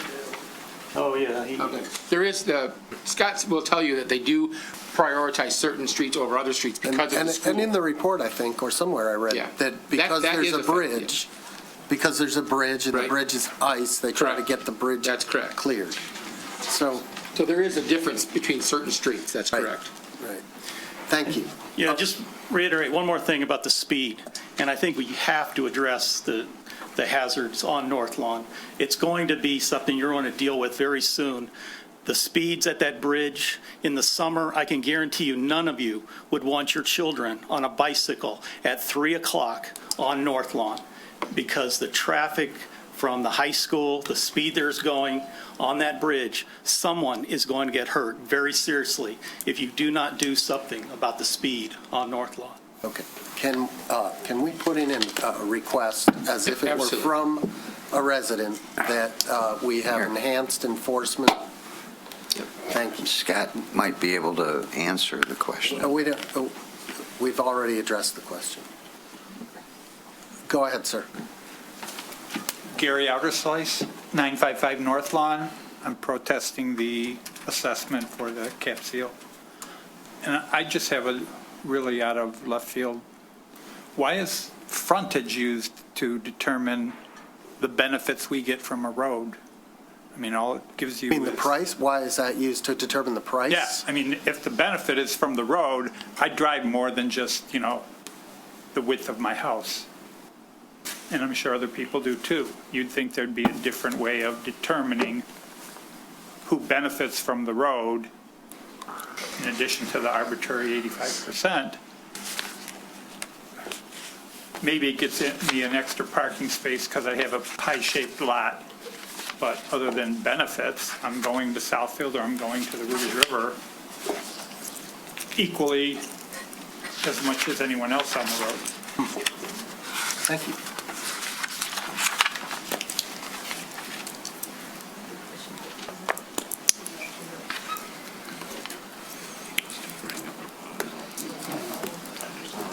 Hi, thanks for having this meeting. Tim Teppert, 551 Oak. And I wanted to get a comment from the engineer, just to make sure if we get Cape Seal and it has to be maintained, if we do anything beyond that, that's a different assessment, and it's each process is an order of magnitude more in expense that we'd be assessed? Yes. Under current law, yes. So I can't tell you what the order of magnitude is, but I think we were looking at it as like 6 to 8 times more expensive to do the whole thing. Yeah, so I understand the road needs to be maintained, but, I mean, there's people saying, well, put in curbs and asphalt, but that would result in an assessment in the same way to us. I want to make sure everyone's clear on that. Thank you. It's not just an arbitrary. There's nothing arbitrary here. Okay. It may not be, it may be distasteful, but it's not arbitrary. Okay, and then the other thing is we know that it'll start to wear out when we do that, especially the edges. Like, what's the city's obligation to maintain all those potholes or the edge destruction that happes? After we do it? Yeah. I mean, the same as it is now, we will fill potholes. The edge, there isn't much we do about the edge. The edge degrades, and when it degrades as much as it's degraded there, we have to come back and do it again. Just like a patch crew? And we say 7 to 10 years is the life of a Cape Seal. And then the other thing is if the road was improved, then again, we have the speed issue on Oak Street.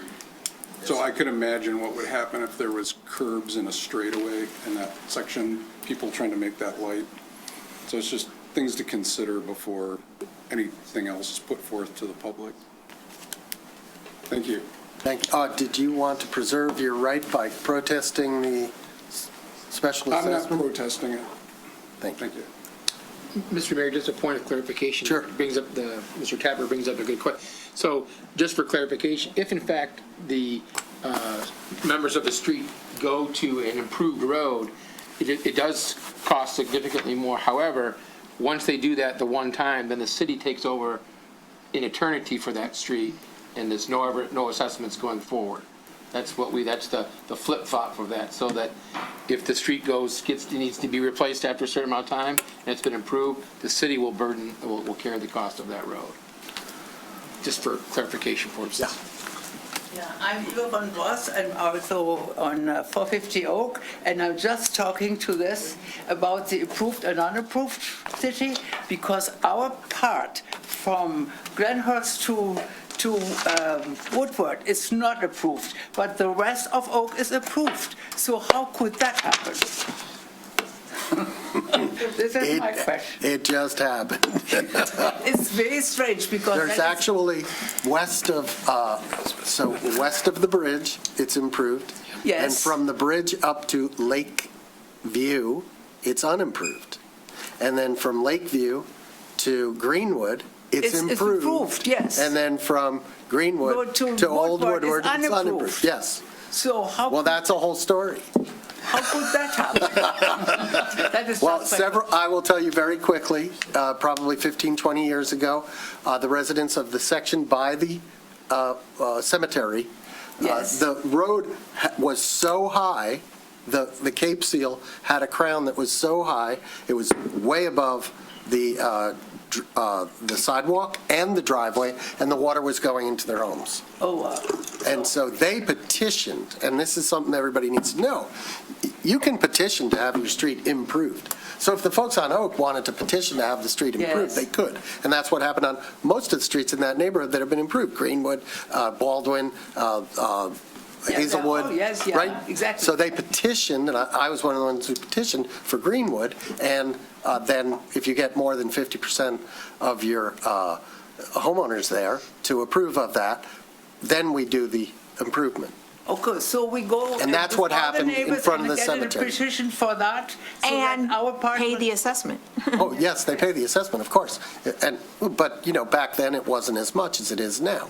Now it's close to $200 a foot. Yes. Then it was less than $100 a foot. So, but the reason that small section in front of the cemetery is done is because those few homeowners petitioned to have it done, and we're willing to pay for it. Okay, good. We will try to do our best to get it together. Thank you. Thank you. Did you want to preserve your rights to protest? Yeah, what is it? Yeah, I will, yes. Come on up. You have to say it affirmatively into the microphone. I protest what? Well, do you want to do you want to protest the special assessment? Oh, the special assessment, yeah, okay, I protest that. Do you know her name? Is that right? I mean, I'm not, name, address. 450. Slowly give us your name. Slowly give us your name and address. The address is most important. It's 450 Oak. I have that part. Yeah. And unit number. What unit? 302. 302. And you have all seen the list of assessments, correct? Okay. So you all know what roughly you would be assessed on this. We have to have it, yeah. So. Anyone else to speak on this? You have two online. I just had one more. I'm sorry, I'm going to have to take other people first before we generally take seconds. Ross Kaplan, you have your hand up. Ross, I think you've been unmuted. Yes, can you hear me? Yes, we can. Okay. Yeah, I also protest the special assessment for the Cape Seal. I'm sorry, 635 Oak Avenue is my address.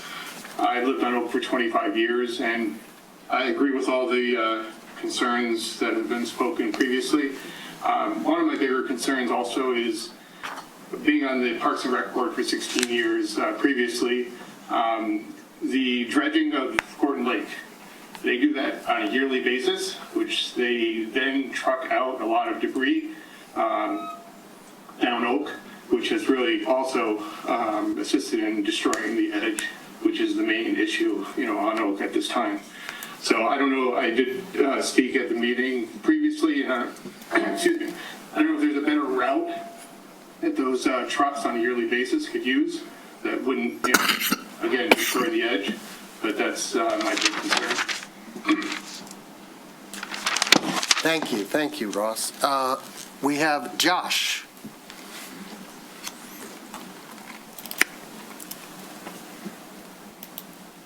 Hello, I'm Josh Wegener, 956 North Lawn, and I'd like to protest the Special Assessment District.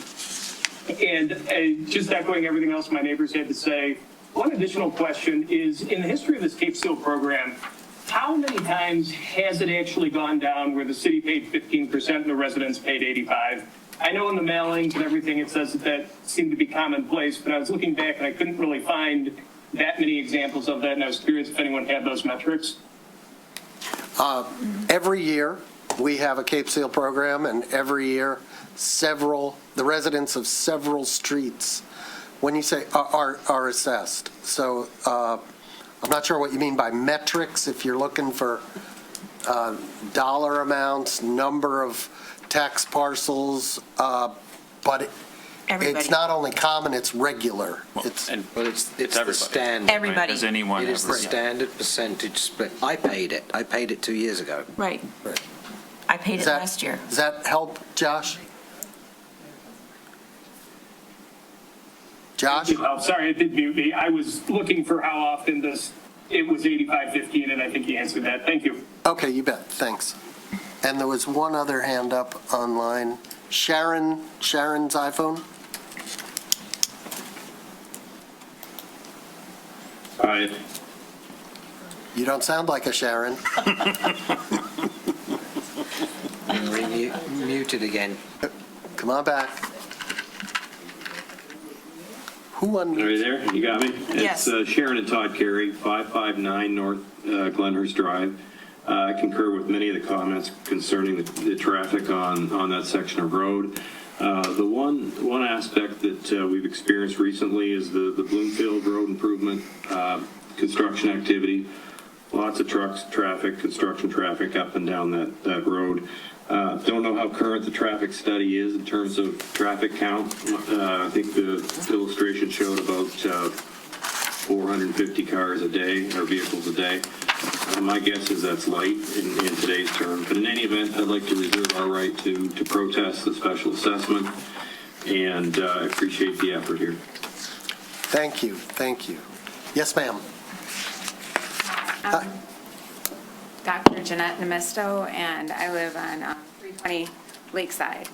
And I'm going to put my name in for the official protester list for preserving my rights. You ended up with Sharon's iPhone. Okay. Who mutes? Who's the muter in chief? Done. Okay. My request might be a little different but this is particularly just related to Lakeside. So I made a visual because I think if you look at my street, or in the map you gave me, I don't know if I could. Maybe somebody could help her. So people can see it well enough. I just want them to see it. Okay, thank you. Okay, so I'm thinking that we should best for our city, for the fact that there's so much construction, that the city or I shouldn't pay for it yet so we get this construction done. I live right here, and then I think everyone knows Oak is here. Here's Corton Lake. This is a Harmon Street. And I'm just circling the pictures I took of the houses that are getting built. And I think all the roads get pretty destroyed by the trucks. And I'm just I didn't talk to any neighbors, like in the house here, that's the in-ground pool they're building, and that just, I mean, it started, I mean, it's huge, and it's gonna be, they have a little house, I think it's gonna be their pool house, but that isn't done, and none of the cement, but you can see the outline. And then they've been doing something in their basement, you can see this, because it connects to their house. It's been going on for like 6 months, I don't know how much more construction they're doing. Then this house, you skip one, nothing's happening, but then this house, you can see there is no house, because that's been ripped down, and that's slated for probably 5,000 or 8,000 square foot house, which is fine, and I'm happy that people are building the houses that they like and everything, but that's kind of like the size of a small business when you're talking 5,000, 8,000 square foot building, so that's like a lot of traffic. The next one, you can see that this one has, I took a picture of it, but it hasn't been ripped down yet, but it will be. They put this up. The neighbors have said that that one's going down. I'm sure the city has it. So then nothing. This one, all the scaffolding is up. I don't know what they're doing again. The house right next to it, I took a picture of the chimney, but that's all is there because the rest is just demolished building that they're rebuilding. The one right here next to it's not done. So 7 out of 11 of the houses is a massive amount of construction going on just right here. So the thing that we're just saying is that can we just postpone this because it's just gonna crumble. We're gonna do it and it's gonna crumble because of the construction trucks. Let a massive amount here finish and then, do it in 1 year or 18 months from now, however do the cycle. Again, the road is bad. And then that brings up the bond part of that, where I was thinking just now, if you can't, and I just brought the little pictures, so everyone, if you want the pictures or not, but I'm pretty much done with that part of the map demonstration. Thank you, Jay. Thank you. But the bond, I'm not done, of course. The bond issue, I was just thinking that if I protested it and we still end up having to have that paved, even though we have all this construction, I would really like to know who I can go to say, we need to collect that bond money so that we have that money to go back, because this road will be crumbled. We get 1 year guaranteed or something by the builders. And if we do all that construction, it's going to be cracked and crumbled. And part of the bond money concern is that, first of all, I went and did these pictures. It didn't take me that long, but I can't run out there with a camera and be checking everyone's property, every one of these. Did they crack the road? Did something crumble? And a lot of times it's just like, it'd be like a foot of road crumbled off. I mean, this is like the chronic. So I just want to know how we can collect the bonds from all this construction and who collects them and how do we inspect and decide. That part came up, meaning like if I protest this and you're going to do it and let all that construction come by, then how can I collect the money so that we can have the people who ruin it in the next 2 years pay for it? Let's answer that question first. Yes. We do collect the money. The building department collects the money. It goes to the city treasurer. The building department goes out and inspects, and if they find damage or something that's not repaired, then they withhold the money, and they only return the money when they're satisfied that everything's okay. Now, we're collecting more money now, and I'm sure that your input as a neighbor or resident would be welcome. If you saw damage and you wanted to make sure that the building department knew about it and was taking it into account, I'm sure they would welcome that input. As to your first comment, I'm going to translate that into a question, okay? Because this is public hearing, I'm not supposed to be making comments, but I want to clarify what you're saying. Very compelling presentation. Okay, that's my comment. My question is, do we take into account construction occurring on a street when we choose to Cape seal it? Now, and I'm guessing that the answer, but I'll let Ms. Coda answer. I think that in the past, we've looked at construction at questions like this and said, well, I mean, if we delay it because there's 3 houses under construction, next year there's going to be 3 other houses under construction. And the year after that, there's going to be 3 other houses under construction. Your graphic shows, what was it? 7 out of 11. And I wonder about the other 4. Are they already done? Well, I Or only. do you know? You don't know? I'm not that busybody of a neighbor. I just stopped. You're doing pretty good. Keep going. 11 of my neighbors, and I took the picture, and then I stopped. Okay, And well- these are the trucks. They come in through here. So and let's there. ask simply, That's a do lot. we take into account construction activity when we choose to include a street in the program? That is something that is part, or one of the options, not options, but part of what we look at. A lot of times with the Cape Seal program, what we're running into now is Department of Public Services getting complaints from the public about having to maintain the Cape Seal program. And in some of these streets, as they try to maintain it, it's getting worse and worse, or they can't fill in a pothole because stretches of the Cape Seal has been essentially removed when we're seeing the gravel road. So we do try to coordinate builders, but as you mentioned, we can't predict if someone's going to build a brand new pool starting August of this year on their backyard when they are allowed to. So it's one of the things we do look at as a factor, but we can't predict when someone's going to build on their property. She was just between, she was a portion of Lakeside. Thank you very much. Is there more? Yes, yes. Okay. Okay. You're nearing your 3-minute limit. Oh, no, okay. I'll go really fast. In front of my house, it's no parking for the parking for this park. No parking across the street. But people park there all the time, and then that side crumbles. And I'd like, before we figure this, go on with the Cape Sealing, to figure out if the Parks Department and what they're gonna do about the fact that it's no parking, but everyone parks there, and then our road is getting crumbled on the other side, due to people always parking in the no parking section. So I think there's 2 questions there. Is there no parking zone? I thought it was all parking along there. You're saying, where are you? Oh, I have. Let's say in relation to the dock or to Harmon. No parking is in front of my, the park has no parking signs on across from me. They say no parking from April 15th through October 15th. Well, we have a lot of signs like that around town I that know. people ignore. But then, so that's, yeah. So it's right across the street. The question of from- what we're going to do with the parking, I asked that question. The city is going to be Cape Sealing this section that we consider to be parking at city expense, so nobody, correct? You answered that, right? So residents won't be asked to pay any portion of the cost of the parking Okay. area.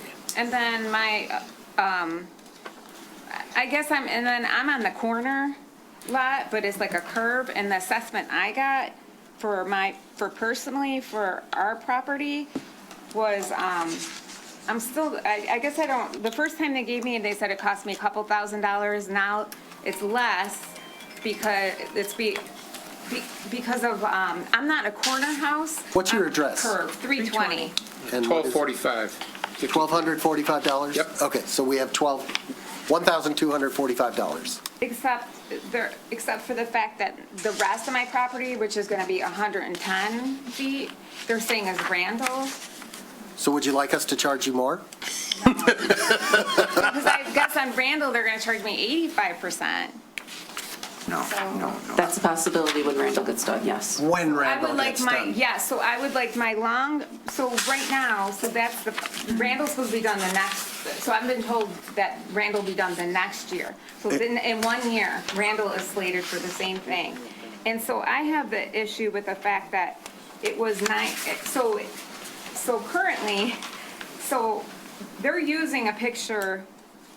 This is what they said. This is my long, and this is my short, 122 long and 110 short. And here's where Mill Race Road comes in. And historically, though, when they go back to when they made the pricing, and I have a map that I pulled up of Birmingham, 1952, there is no Mill Race Road on this map. but they're using Millrace Road to determine my property as to where the front and the side ends. But if you go back, that road wasn't even there. And I take a picture of my house, and to me, I think my long side is the front of my whole house. And then like the short side should, at 85%, would be Randall, which is the side of my house. So it's, Let me ask the city attorney, because I'm not sure this is appropriate. This is a very specific situation dealing with her property alone. Does she take that up with you, with her, with the tax tribunal? Is there a mechanism for her to appeal this and make her case before? The discussion would be with the city engineer, which I'm. And if I'm corrected, Mark Akram emailed you the subdivision plots towards the end of this evening? well, I checked my email today, like 3 or 4 o'clock, and I had We found subdivision plots information Oh, you did? from the 1920s and late 50s of showing when Millrace was essentially combined. Millrace got moved over from it. So we've got subdivision plots for that information that Mark was going to email you this evening. to show where Randall ends. I think we have to like Okay. cut this off. By voting on necessity tonight, we are not locking in numbers, are we? No, you are not. Okay, we're not locking in numbers tonight. Thank you for your comments. I appreciate all the work you did, and I think we all do. Any other comments, either in the room? Is she protesting? I think she said it right at the front. She did. She's protesting. I just have one more question for engineering. Yes, Mr. Shell Yeah. from North Lawn, I was correct? not able to attend the engineering meeting. I was out of town, but I just want to be sure there's no confusion around North Lawn. Because when our neighborhood was constructed, North Lawn and Latham were plotted out as very wide boulevards at the same time. Now, Latham was recently completely restructured, ripped out, and put back in. Latham is exactly like North Lawn, and there were no assessments.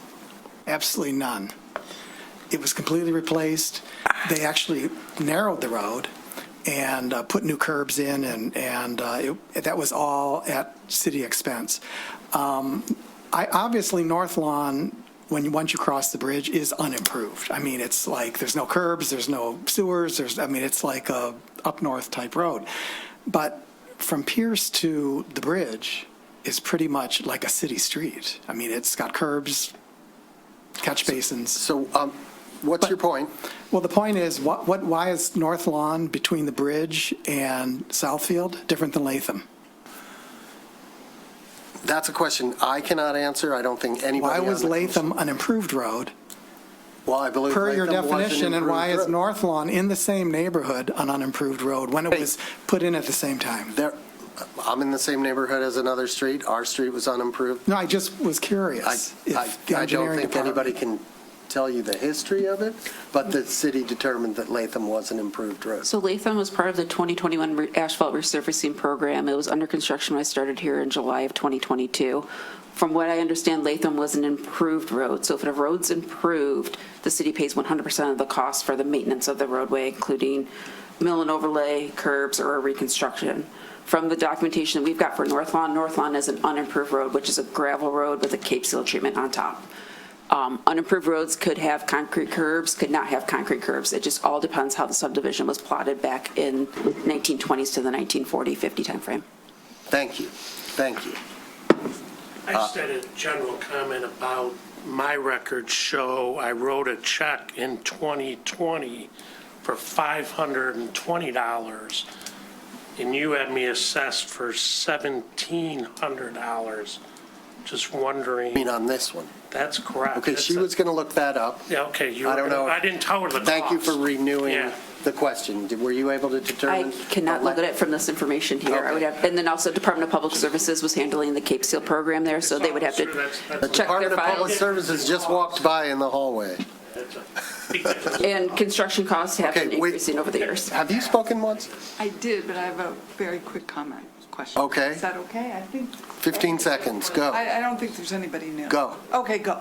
So I was really pleased to hear about the bonds that you read about how it works for the bonds. However, if you never collect the bond from the contractors because they ruined the road, I mean, it's great that you have to get the, yeah, but if you never keep it, that's not great. And if you do keep it, the city, because they're ruining the roads, how is that then subtracted from the cost of the Cape Seal so that our cost is less? Like if a contractor ruined. Very good street- question. Thank you. And I don't know my that that's guess ever is, been addressed. A, it goes into the pot, B, that's it not- doesn't defray. Well, if it your goes into the pot and then not, then that's not fair. Let me to say homeowners. something.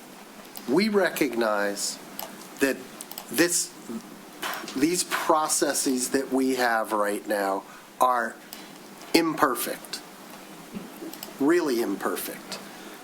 And we're working on it.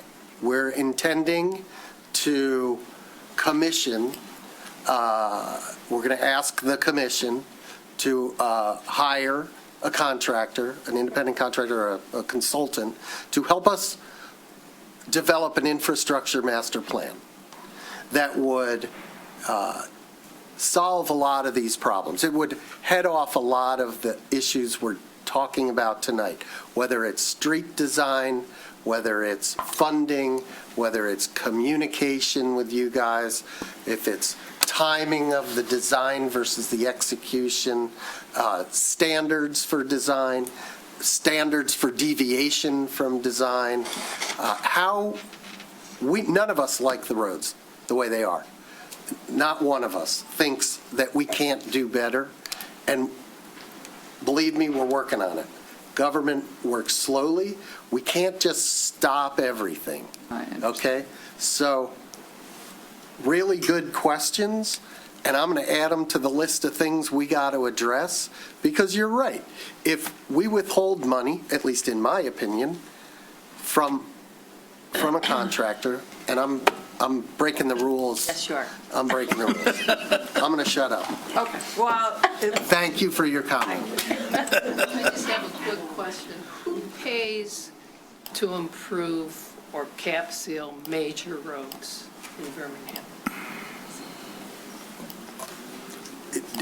It depends if they're improved or unimproved. If they're improved, the city pays. But that's because the road is improved.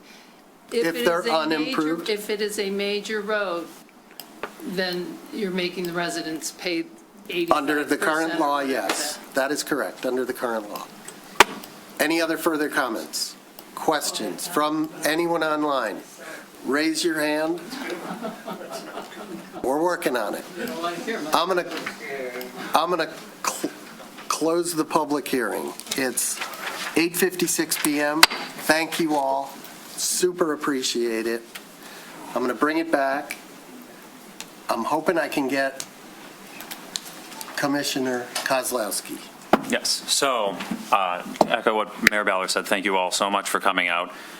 Huge amount of good feedback. I wrote down a lot of things. Many of them, I think we absolutely need to take a look at. What are we making sure that we are getting what we need out of compensation from developers when they construct a property?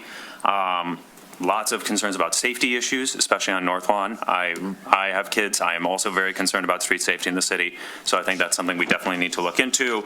Truck routing issues, parking, these are all great things to look into, and we definitely will. In the context of this specific program, though, I think that the important thing to remember, and this was kind of discussed on one of the calls, was that the split we have done, the split that we've done since apparently 1948, I didn't even know that, has always been 85-15. That's what people paid last year and the year before that and the year before that. And so I think that we need evidence of some sort of really pretty extraordinary deviation in order to deviate from that 85-15 split. And it is from hearing what the residents have said and from looking at the traffic data and some other information, it is my opinion that Oak does qualify as an extraordinary situation, in part because it has significantly more traffic than any of the other streets, and in part because it does qualify as a major street. And I know people have sort of used that term here tonight, but that is in fact a formal designation that Oak does in fact meet, and the other streets do not meet that formal designation. And so in light of that, I would like to make a motion, probably with the assistance of our parliamentarian, to move forward with the special assessment at an 85-15 split for North Lawn, Glenhurst, and Lakeside, and with a 50-50 split for the frontage on Oak Avenue. There's also Is a there- couple other random roads in there. I believe they are part of existing, I believe they're only the three sort of projects, so to speak, but I'm not entirely sure about what the language would need to be to make this motion. Technically, when you make the motion for the special assessment, we need to go through the entire length of what is the suggested commission action. Then when you get to the particulars of the roads, you would make the statement that you just made. And then when we get to the area for the Sidwell number, address, and amount, then you would reference the packet at 8B for the table. However, that is going to change based upon your motion. Yes. Because now those values will change, which I don't know if we can do that math on the fly. I would recommend we do not do it on the fly. Exactly. I think the math might have already been done. I have a spreadsheet with the math, if that is sufficient. You need me to literally read out the costs per lot? Is that? For the 50-50 on Oak, if that is your motion, yes. I would recommend. All right. There aren't that many properties on Oak. There is one hiccup there, though, which is that I think some of them are frontage lots and some of them are side, correct? Exactly. I would recommend that we actually don't, and we have it properly calculated, just so that we don't need any accidental mistakes. Okay, what do you recommend? If that were the desire of the commission, what would you recommend we do? Is there a way to determine if it's the desire of the commission? I'm going to, this is somewhat unusual, but before we take the next steps, I would want to confer with the engineer. Will that motion be seconded? And I know that's somewhat unusual. Okay, so I'm seeing that thered be a yes to the second, which doesn't mean it's going to pass. It means it's open for discussion. So what I would suggest then is if you are going to make the motion, make it appropriately, to the best of your ability. We'll take the second. If that motion were to pass, it would be conditioned upon new mathematics in relation to Oak Street, defining it to be 50-50. We come back for the confirmation of the roll where those numbers then are verified. All right, so I make the motion up until the table, at which point I simply state that we will be recalculating the numbers with a 50-50 split on the frontage for Oak Avenue at the subsequent confirmation. Confirmation of the roll. Confirmation of the roll. The rest is as printed. The rest is as printed. Knowing that if there is an alteration in the number, at this point, as we determine necessity, it's going to be to the benefit of the homeowner, not to their detriment. So you would have to go through the rest of the motion as is, put in your alterations in language. As written. All right. Well, we're gonna give this a shot, and we'll see how it goes. All right. So, Hang on, I'm sorry, Commissioner Kozlowski. Yes. The engineer's trying to say something. Oh, I'm sorry. No, it's not a problem. This whereas right before the chart says the split of the 85-15%, so that would have to get updated also. Yes, yeah. In your whereas? Yeah. In the suggested motion? Yeah. Yep. When we get there, we would change that yes, as where we it says go. the And then if you- formula. And if you want to reference the properties on Oak, we've got the attachment of the maps that have the individual addresses. You can reference that as part of the agenda packet. When we get up to the table. Yes. We're going to have to pause there. Go ahead, All right, and I'm going let's to give it a stop whirl. you if necessary. All right. So, Whereas notice was given pursuant of Section 94-7 of the City Code to each owner or party in interest of property and lots to be assessed by first-class mail and by publication in a newspaper generally circulated in the city, and whereas the City Commission has conducted a public hearing and has determined it is necessary to proceed with the project of resurfacing existing asphalt roads, replacement of existing retaining wall in the city's right-of-way, replacement. Oh, Nope. I'm reading the wrong one. Yes, please go to Good for me. My apologies. Page 300 of 400. All right, let's try this again.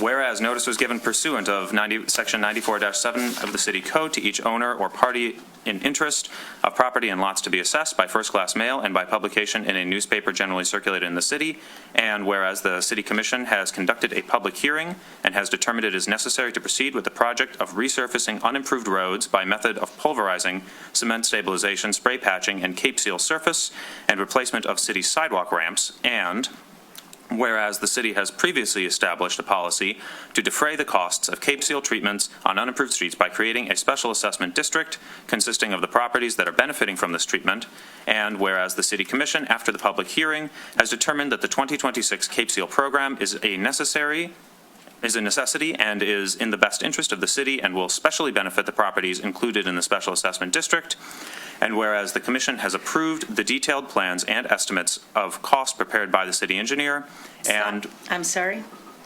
Except for those provided addresses on Oak Avenue, on Oak Avenue, Greenwood to Old Woodward, which will now change and will be advertised accordingly in the confirmation of the roll. accordingly in the confirmation of the roll. But to the benefit of those benefits on Oak.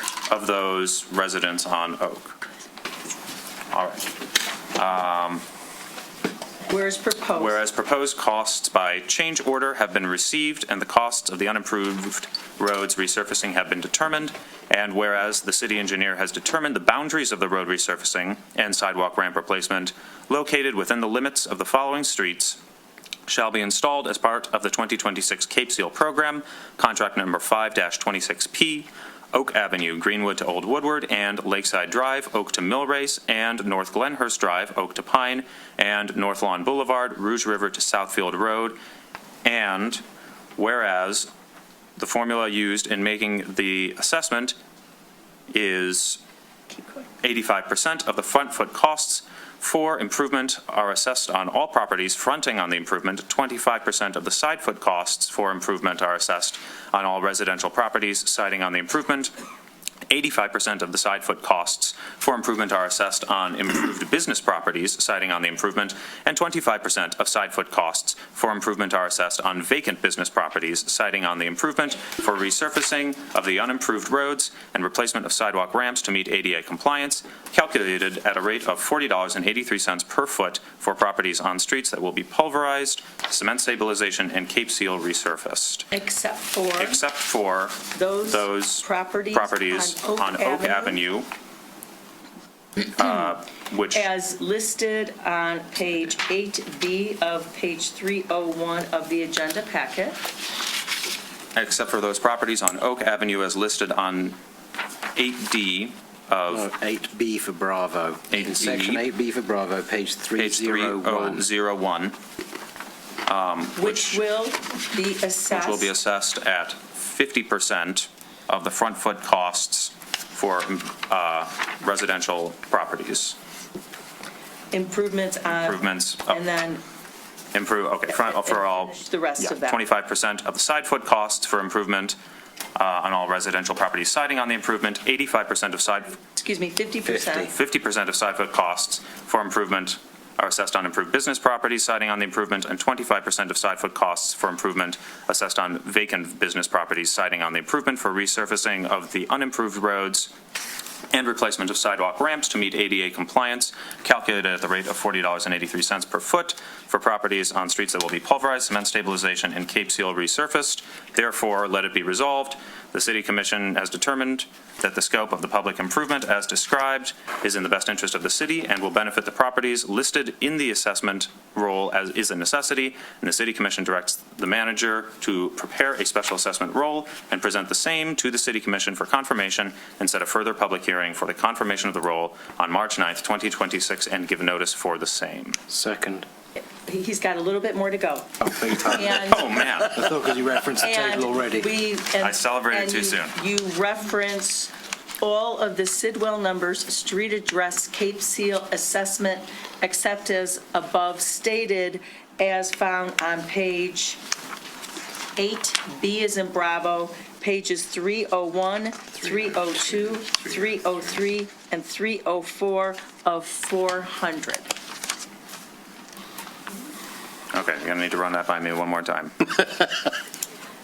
I forgot what I said. All right, As there we go. depicted, As depicted, all Sidwell numbers, all Sidwell numbers, street address, street address, Cape Seal assessments, Cape Seal assessments, except as otherwise stated above, except as otherwise stated above, as found on as found on section 8B of the pages agenda, pages 301. 302, 303, 304 of 400. Yes. Okay. Now, And in a second? now I second that. I should also say that this is in line with what is allowed pursuant to the ordinance, that during the determination of necessity, changes can be made, things can be discovered because of the public input. So what you have done, Commissioner Kozlowski, is allowed for in the ordinance. It's part of the process. Thank you. All right. We have a motion? We have a motion and a second. We'll first take comment from the commission, and then we'll move to comment from Commissioner Host. I have two questions and then a comment, okay? Question number one is, what is the amount of the bond money that we're putting in front of builders, against the road? What is the amount? Is that relevant to the motion? Yes, it is. How? Because on Lakeside, this young lady said that 7 out of the 11 homes in her area are under construction. Okay? Okay, I still fail to see the relevance, but do we know the amount so that we can answer him and move on? I'm sorry. He wants to know how much we take. What's the bond that the I think we builders answered it put up? earlier. We said we thought it was $15,000, that we recently raised it. At your urging, I might add. No, if it's 15, it's 5,000. I asked 6 months ago that we talk about raising it to 20. She knows. So under the fee schedule, under the building department, page 10, it's $5,000 that's collected for it. For the engineering department, we just got modified end of last year that we collect $3,000 for if it's a single trench or $6,000 for if it's 2 trenches, depending on where the water and sewer gets placed. So between those bonds, you get anywhere between $8,000 and $11,000. Okay, and I don't know who can answer this, but what is the definition of a road that has sufficient traffic to be considered a main road? And is the number 1,500 cars a day? We don't have main roads. There's no such thing as a main road. We have local streets and we have major streets. The local streets and major streets are defined, were defined many years ago under Act By the state, 51, correct? By the state with some input from us. There's nothing about traffic per se. There are streets like Larkley is a major road and Oak is a major road. And of course, all the other major roads that we know, Adams, Lincoln, Maple. Yeah, well, I'm thinking, I believe the police use 1,500 cars a day as some kind of jumping off point that they become, more important streets. That's possible. I thought don't think that's 1,500. He's the former chief of police, and he's not. 1,500 is not a magic number then, cars Not to my a day. recollection, no. Okay. By the way, I have trouble with this motion because I was going to go further than Commissioner Kozlowski and suggest that not only should we make it 50-50 on Oak because it's a major road, but the traffic it gets is unbelievable. And you had two comments to the point that if we Cape Seal that section from Greenwood to Woodward, we're doing a disservice of our own money, because that Cape Seal will not hold up for more than a year or two. It'll, you know, that the rest of Oak, with the exception of that little stretch on Lakeview, is improved, and it's concreted, and then starting at starting at Lakeside, going up the hill to the east, it's all asphalted. The notion is it's all curbed all the way to Greenwood, and it should be an improved road at, I would say, the city's expense. I would like the Oak people to pay 50% of a Cape Seal job, but that is the height of what they should pay. The city ought to pay to have it asphalted and drainaged and curbed so that it will last. So are you speaking in favor or in opposition to the motion? I'm speaking in opposition. Okay, thank you. Commissioner Haig. So I understand exactly what Commissioner Host is saying and the logic behind where he's going with, we have majority of Oak improved, then we have an unimproved and an improved and an unimproved patchwork. Where he's trying to go makes sense, but the reason I second this, and I know Commissioner Kozlowski and I are very much aligned on this thought process of why we want to do 50-50 as it's a major street. I feel that what Commissioner Host wants to do is also right, but that's almost like it needs to be a second step because we have a necessity for repair at this point in time. For the engineering department to go and do the various design elements, RFQs, etc., to convert the street to a fully improved street is not going to happen by this summer. It's as simple as that. It will not, it cannot, it won't happen that way. So what I would prefer to do, hence my seconding, is make the street somewhat more livable. I live on an unimproved myself. It was done 2 years ago. Feel free to drive down my street, which has curbs, drainage, everything, and enjoy the experience. I hope you got good suspension. I would like to see Oak improved, and then we go to the second phase, which is part of a bigger infrastructure picture to understand how we improve our infrastructure as a whole. Therefore, go with what we've got, put the next step as a future step to be viewed as the bigger picture of the city. One of the people that came up talked about the overall condition. You're right, it is not good. So that's why I think of that. I utterly respect where he's coming from, his opinion, and I feel it's right, but not for this summer. This is a time-buying exercise in my mind. So, yes, there is a cost involved, but then we have to look at the bigger picture. It's as simple as that. Thank you. Hold on. I'm not going to repeat what he said because I agree with what he said. Okay. The only quick comment I would make is we should do this post haste. Okay.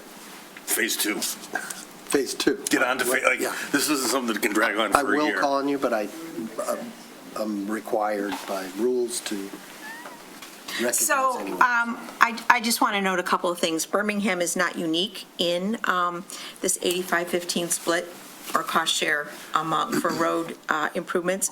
Many other communities do this. Some have changed and gone to bonding, and the City Commission has talked about that. Bonding is paid by every taxpayer in the city to pay the bonds back. Is part of the debt service that goes into your millage rate. And there are, important questions to be had about people who were already paid and voted to have their roads improved based on the idea that they would never have to pay for road maintenance again. I live on an unimproved road. I was part of the Cape Seal program last year. I have to say that one passed with very little comment. And it was a very large Cape Seal program last year. It was Dorchester, Yorkshireville, Yosemite, Buckingham. Many of those roads get significant traffic. I know mine does, especially when there's an accident on Maple, because we're the pass-through. And this is not the first time that I've paid for a Cape Seal improvement on my road. This is the city hopes to get to every road every 10-ish years, though in practice it's closer to 15. So this is either this second or the third time that I paid for it. I don't recall. So I understand the idea that there should be a better solution, and I think the commission is working towards that, but we have done it this way, and I heard someone say, but doesn't make it right. But this is what we have. This is what we have done. This is what all your other neighbors who have been part of the Cape Seal programs in 25, 24, 23, 22, going back to 1948, have done. So, but I certainly agree with Mayor Baller that we hope to work towards a better solution. But in the meantime, this work needs to be done. So I will be supporting this motion. And I do agree with Commissioner Kozlowski's notice about Oak, its location. And it is the fact that it is a state noticed major street. The only exception that this commission has ever made in any point in time was Wimbledon at 50/50 for a very unique set of circumstances. Wimbledon was a full reconstruction road with sewer and water that was advertised to the residents in a way where the number came in 10 times higher than they expected. Those residents are also paying for their water and sewer laterals to be replaced if necessary. They're paying for their driveway approaches. And so those residents have average assessments in the $6,000 to $8,000 range, even at the 50/50 splits. And that is why the commission saw fit to make the one-time exception for that road, but we have never made an exception for a normal Cape Seal program. And they're also a major street, correct? And they are also a major street, yes. I'd like to move to the public as soon as possible. Yes, sir. Yeah, I want to respond. I wasn't done, and I also believe that North Lawn deserves to be 50/50. In fact, I'm voting against this motion on the basis that for 77 years we've done this inappropriately. Government is here to pay for public services, safety, utilities, underground, roads. That's why we have a government, and that's the way it should be.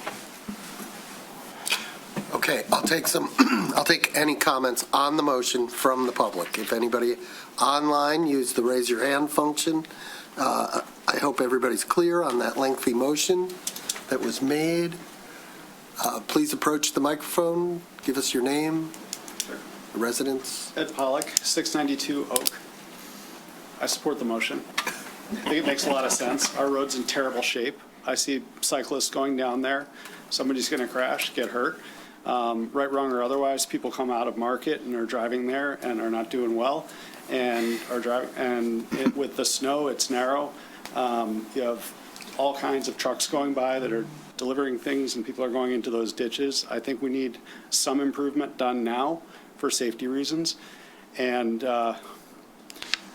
side note, I'm the Chief Quality Officer at Henry Ford Health, so I don't want, and worked at Beaumont for years, Corwell, so do not actually want this kind of business. I think this is the right thing to do for the public. It's imperfect, I agree with all that, so I support the motion. I think it's a good motion. Thank you. Thank you. Thank you. Anyone else? Anybody in the room? Anybody online? Last call? I'll make a comment. Again, Michelle Arita from Oak, and I do have to agree. I appreciate the 50/50 split on Oak, but I see road improvement as responsibility of the city. So I think that whatever split applies, it should apply to other city streets too. Are you in support of the motion or against the motion? I have to be in support of the motion. Okay, thank you. But I wanted the added comment, and I think the next step should be safety. Thank you. Thank you very much. Okay, seeing no further comment, I'd like to ask you to call the roll. Commissioner Kozlowski. Yes. Commissioner Host. No. Commissioner Therese Long. Yes. Mayor Ballard. Yes. Commissioner Kolb, Yes. Commissioner Haig. Yes. Thank you very much. Thank you. Thank you, everyone, for enduring this. We're going to give you a minute if you want to stick around. The next item is the lease of 400 East Lincoln to Next.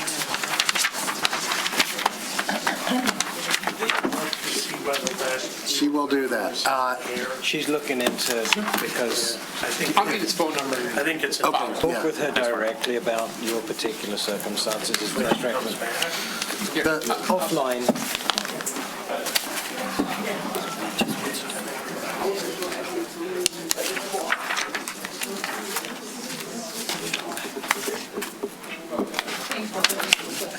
Thanks for putting up with us. Thank you so much. Thank you. Bye. I've never seen so many people leave with smiles on their faces. We did something right.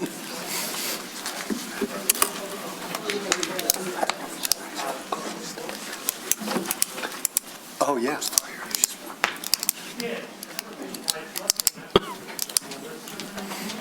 Okay. Doesn't she have homework?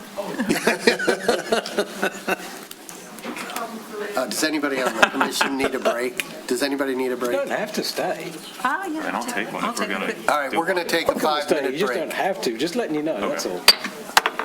Thank you for staying.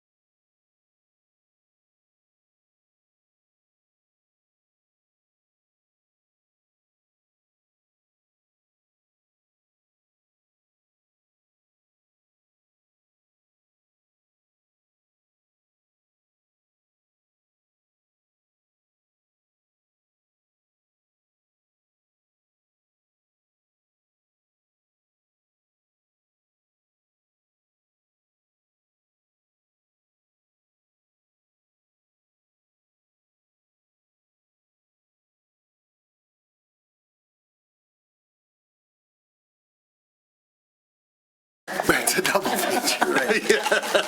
I don't know.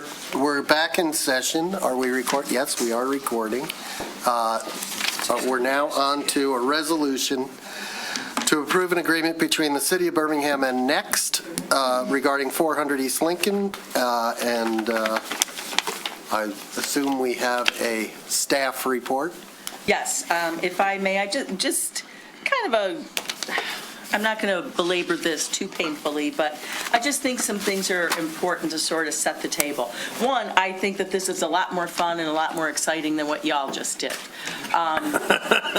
So, back in 2023, and I'm not going to belabor the history, I just want to make some reminders. Back in 2023, at the time, Tom Marcus, the city manager at the time, saw a need of Next, the 501c3 that provides senior services to our residents that the city does not.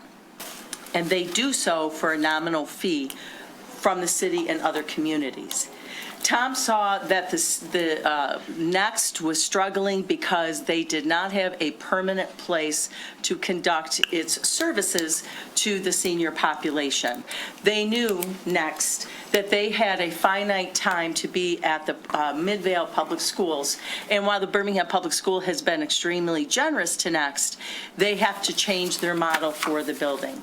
So at that time, the opportunity came for the city to purchase the building at 400 East Lincoln at a really good price, and worked with Next, and Next said, we would love to take the opportunity to be placed somewhere permanent so that we can have consistency and we are able to count on our future. In fact, I think the words were, and it's even a whereas clause in our agreement, that Next needs to be able to rely upon stabilization and predictability for its finances and physical presence to continue to serve the community's senior population. So with that said, we made a commitment. We made legal promises, legal assurances to Next as to what we would do to help them achieve the goal that I just stated, and hence 400 East Lincoln. And then the commission passed that unanimously, right? And everyone was very excited to do it. We all know 2.5 years have passed, nearly 3 years. Lots of things have happened. Lots of things have come and gone and changed. But where we are now is this.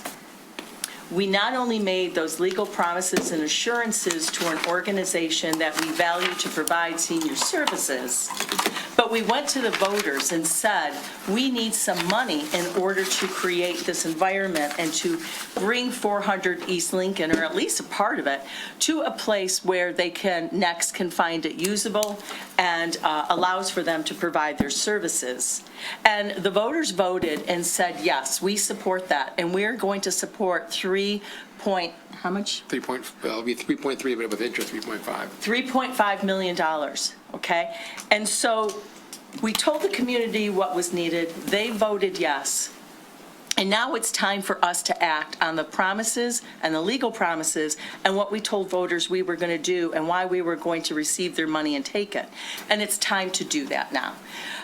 So I think that that's really important from some history that we have to think about what we're doing. Now, we have this building at 400 East Lincoln, and we have this finite pie of money. And what do we do with that? Well, what we've been able to discover is parts of the building aren't what we thought they were going to be. But nonetheless, the first floor of 400 East Lincoln can suit the needs of Next to achieve the goal, once again, to be able to rely upon stabilization and predictability for its finances and physical presence. And that $3.5 million can buy the ability to make the changes necessary to achieve that goal, and also in order to comply with the ADA requirements to make it accessible.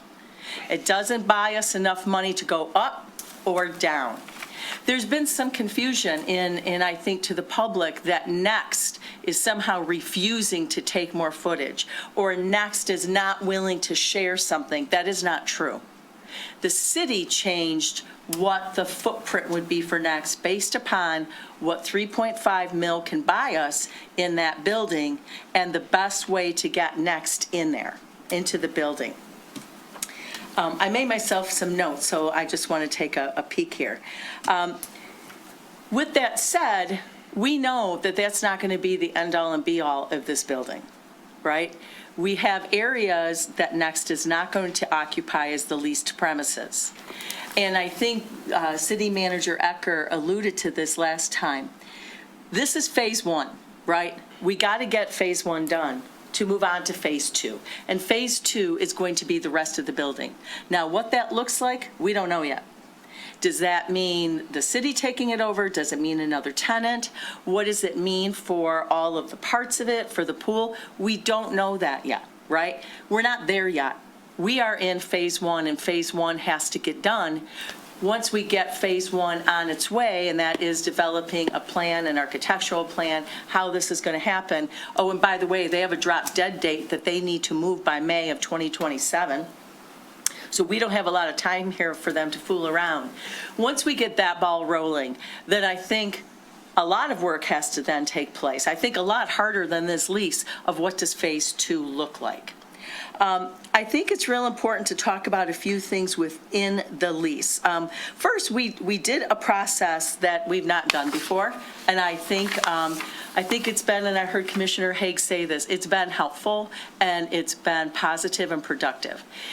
This lease was sent out at the request of Commissioners Haig, the mayor, that the lease was sent out to the commission under attorney-client privilege earlier, a couple weeks ago, because it was important to us, meaning the manager's office and myself, as we negotiated with Next and their attorneys, to get feedback and input from each of you. Sometimes it was just questions, sometimes it was actual questions of language changing and suggestions to actual verbiage and what else can we do to make this a good, fair lease for all parties. And it was great. It was a great exercise. I think a lot of you had really good input, a lot of good questions, and as a result, I do think we have the fairest as possible lease for all parties involved. I think it's important to note that this kind of a lease, which is a little bit different than we might get with public-private partnerships, this isn't about a deal. This isn't about something that's going to be a moneymaker for the city. That's why we have to go back to 2023. Why did we even go down this road with Next? What was the purpose? The purpose is to get them a permanent home, although I know some commissioners don't like that phrase, but it's to get them that permanency, which also leads to the point of why a 30-year lease. That's why. Next needs to know, again, they have to be able to rely upon stabilization and predictability for its finances and physical presence. 30 years may seem like a long time to some people. We don't believe 30 years is any longer than is necessary to achieve a lot of different goals. If we look to different models, originally the model that Tom Marcus wanted us to use for a lease was mirroring the BBAC, which they are slightly different animals. There's some different facts here, but their lease was even longer. And so the 30 years, I think, is a good measurement. And we went back and forth. Next, their attorney and us went back and forth as to what was a reasonable number, because it does some things. Not only does it give them stabilization and predictability, it also incentivizes them to invest their money in our asset. If you noticed in the lease itself, 2B regarding term extension, it actually talks about if Next invests X number of dollars, that allows them to continue the lease longer than 30 years. Shorter than 30 years, it would never, why would they ever open up their pocketbook? Why would they invest in our asset? So this does give incentives to them to use their own money to improve the space. And if it's not movable, it stays with us in our asset, which is also reflective in the lease. We also anticipate some questions regarding if this building changes. You will notice on page 2, there are 5 whereas clauses talking about the future. We want everyone to be clear, everyone meaning the city commission, next, their board, the public, our residents, that this building may not be the end-all and be-all into perpetuity. Who knows? Maybe it will be. Maybe with improvements it will be. Maybe it won't be. Maybe it's going to be a new building. Maybe it's going to be a built-out. We don't know. So those whereas recitations puts everybody on notice that things may change in the future, but we will reduce all of those changes in writing, mutually agreed upon, so that there's no surprises to next, the rug's not pulled out from under them, but by the same token, the city has to have the ability to do what it needs to do to protect its assets and any future needs that the city recognizes. Phase 2. So those whereas clauses are very deliberate, very purposeful to address those potential changes in the future. Next is aware of them and accepts them. Let's see. I think also, too, there was some questions about regarding termination and if Next does things that the city doesn't like. So there is built in a couple of the paragraphs that we are acknowledging that Next must continue the services and the programming as we know them and use the building in such a way as to effectuate the purpose of their mission. If they don't, then it does come back in front of the city commission, and the city commission has an opportunity then with notice and an opportunity to cure the defect to terminate the lease. So all of that said, I think we've been able to address a lot of concerns, a lot of issues. We believe this to be a fair lease. We encourage the city commission to pass this lease tonight. There's a lot more work to be done. There's a lot more agreements and addendums to this lease to come, depending upon what phase 2 looks like and how that develops. But in the meantime, we need to get going to complete the legal promises that we made and the voters' giving of money to us. We need to do what we said we were going to do with that money and get on it so that Next has a home, as we promised, by May of 2027. I'm open to any questions, and I believe Chris Braun is here, and there we have it. Thank you. And I would like to handle this similarly to the public hearings and hear from anyone in the public who would like to comment on the lease online. If you're online, use the raise your hand function. If you're in the room, come on up. If you have no comments, then we can come back to the commission. No one in the room wants to comment. Oh, heck, I'm going to come up. Thank you, Mr. Underdown. I can't believe the total. So I'm David Underdown for 437 Suffield, and I've lived in Birmingham for 80 years. And I want to just bring out some of the people in the past that have been so important to Next, just to reiterate over and over again how we've had for many times. So Tom Marcus was mentioned. Bob Kenning was part of the founding of Next. Roger Garvelink, our city school, he was involved in the founding of our group. And I want to emphasize the importance of the seniors services, the commission and the building. It's going to be so important to us, and I want to make sure that the commission recognizes the importance of seniors in the community and takes good care of us. And I appreciate your listening to me and taking the time to really look this over. We've worked hard on it, and I appreciate all that you guys do. Thank you. Thank you. Commissioner Long, temporary Mayor Pro Tem Long. I would, Mayor Baller, like to make a motion to adopt a resolution to approve the agreement between the City of Birmingham and Next, Your Place to Stay Active and Connected, regarding 400 East Lincoln Street, and further to direct the mayor and the city clerk to sign the agreement. Second. Motion second. Okay, comment from the public, comment. We're going to there aren't enough people here who want to talk, so if Chris, if you want to come up now, or if you want to hear some of what my colleagues have to say. Anyone on the commission, comments? Commissioner Host. Yeah, I'm not going to be lengthy on this. I have two major reservations, and you all have them as of yesterday. One is there's no morals clause, and if I can just read you what any commercial lease says.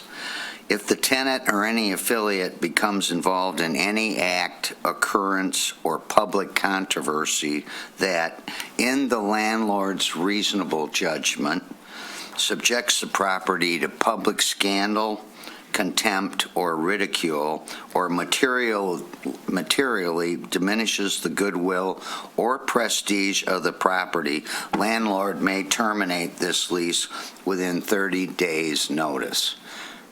That's something that I feel is not in the lease. And the second thing is I feel the lease is way too long. It should be 10 years with 5-year options. So are you speaking in favor or against the motion? I'm not voting for it. Thank you. Well, you made the motion, so technically you should have gotten the first shot that's okay. at a comment. I am not concerned about the lack of a morals clause. I believe that Section 9, termination for reasons other than default, which says that it would cease to services were to cease in the manner, form, or substance as that which exists at the time a lease agreement is executed, can certainly cover that. Currently, they're not in violation of a morals clause. If they were doing something that was ridicule or immoral, I think that we could call them up under this Section 9 and say, not what we signed up for. Commissioner Haig? He was the second, so technically he gets it before me as well. Oh, I didn't see him raise his hand. It's just if he wanted to. I'm sorry. If you had your hand up, I'm calling on you. Yeah, all right. So I think the city attorney said one word that was extremely key in the preamble, and that was fair. Fair was very important. And yes, it was very, very beneficial for all of us to be able to take time and probably primarily peace and quiet without having to cram it in over a weekend to try and review this ahead of time. So it was an extremely good process. I think we've learned from it. We can execute that process again in the future. So thank you for doing that.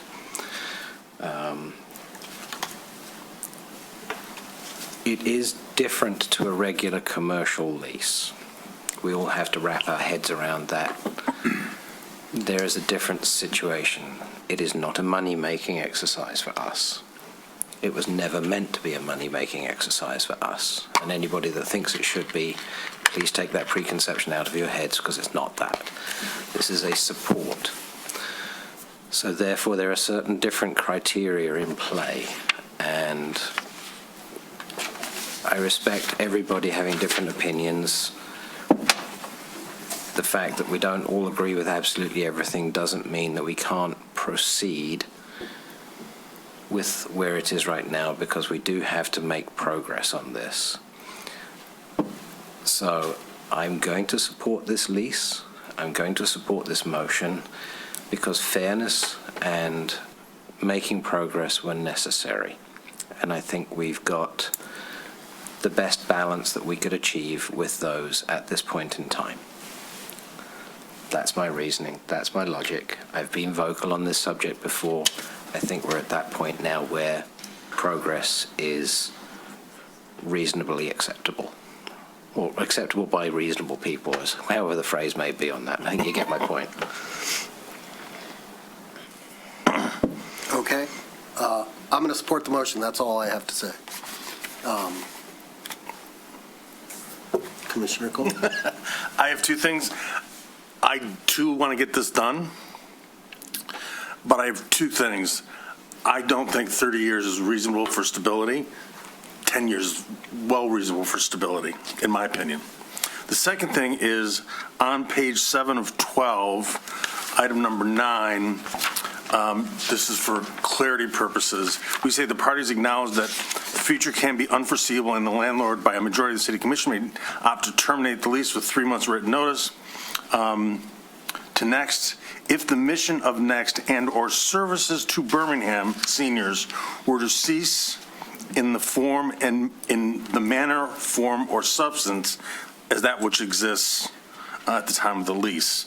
I think we need to spell that out because that's, if it's changing, I think we can use the stuff that Next has put out there relative to their name and purpose from July of '24, which I have a copy if the city attorney would like it. Thank you. I think that... Can I ask a quick question Sure. first? Are you speaking in favor or against the motion? As written against. Go on. I think that it is, the way that it is worded is very intentional, because if we limit it to what they're doing now, if they start to improve things, now we have language that's no longer efficient or optimal. I'm going to support the language as written because I think it serves what we, the city, needs for it to serve. It's also difficult, Commissioner Cole, because I don't necessarily like to tell the work product of my thinkings when I negotiate something with another attorney. And I can tell you that this was not an easily accepted paragraph from them. But I am comfortable with what it says, and I'm going to support what it says. Okay. Those are my only two. Did she change your mind? No.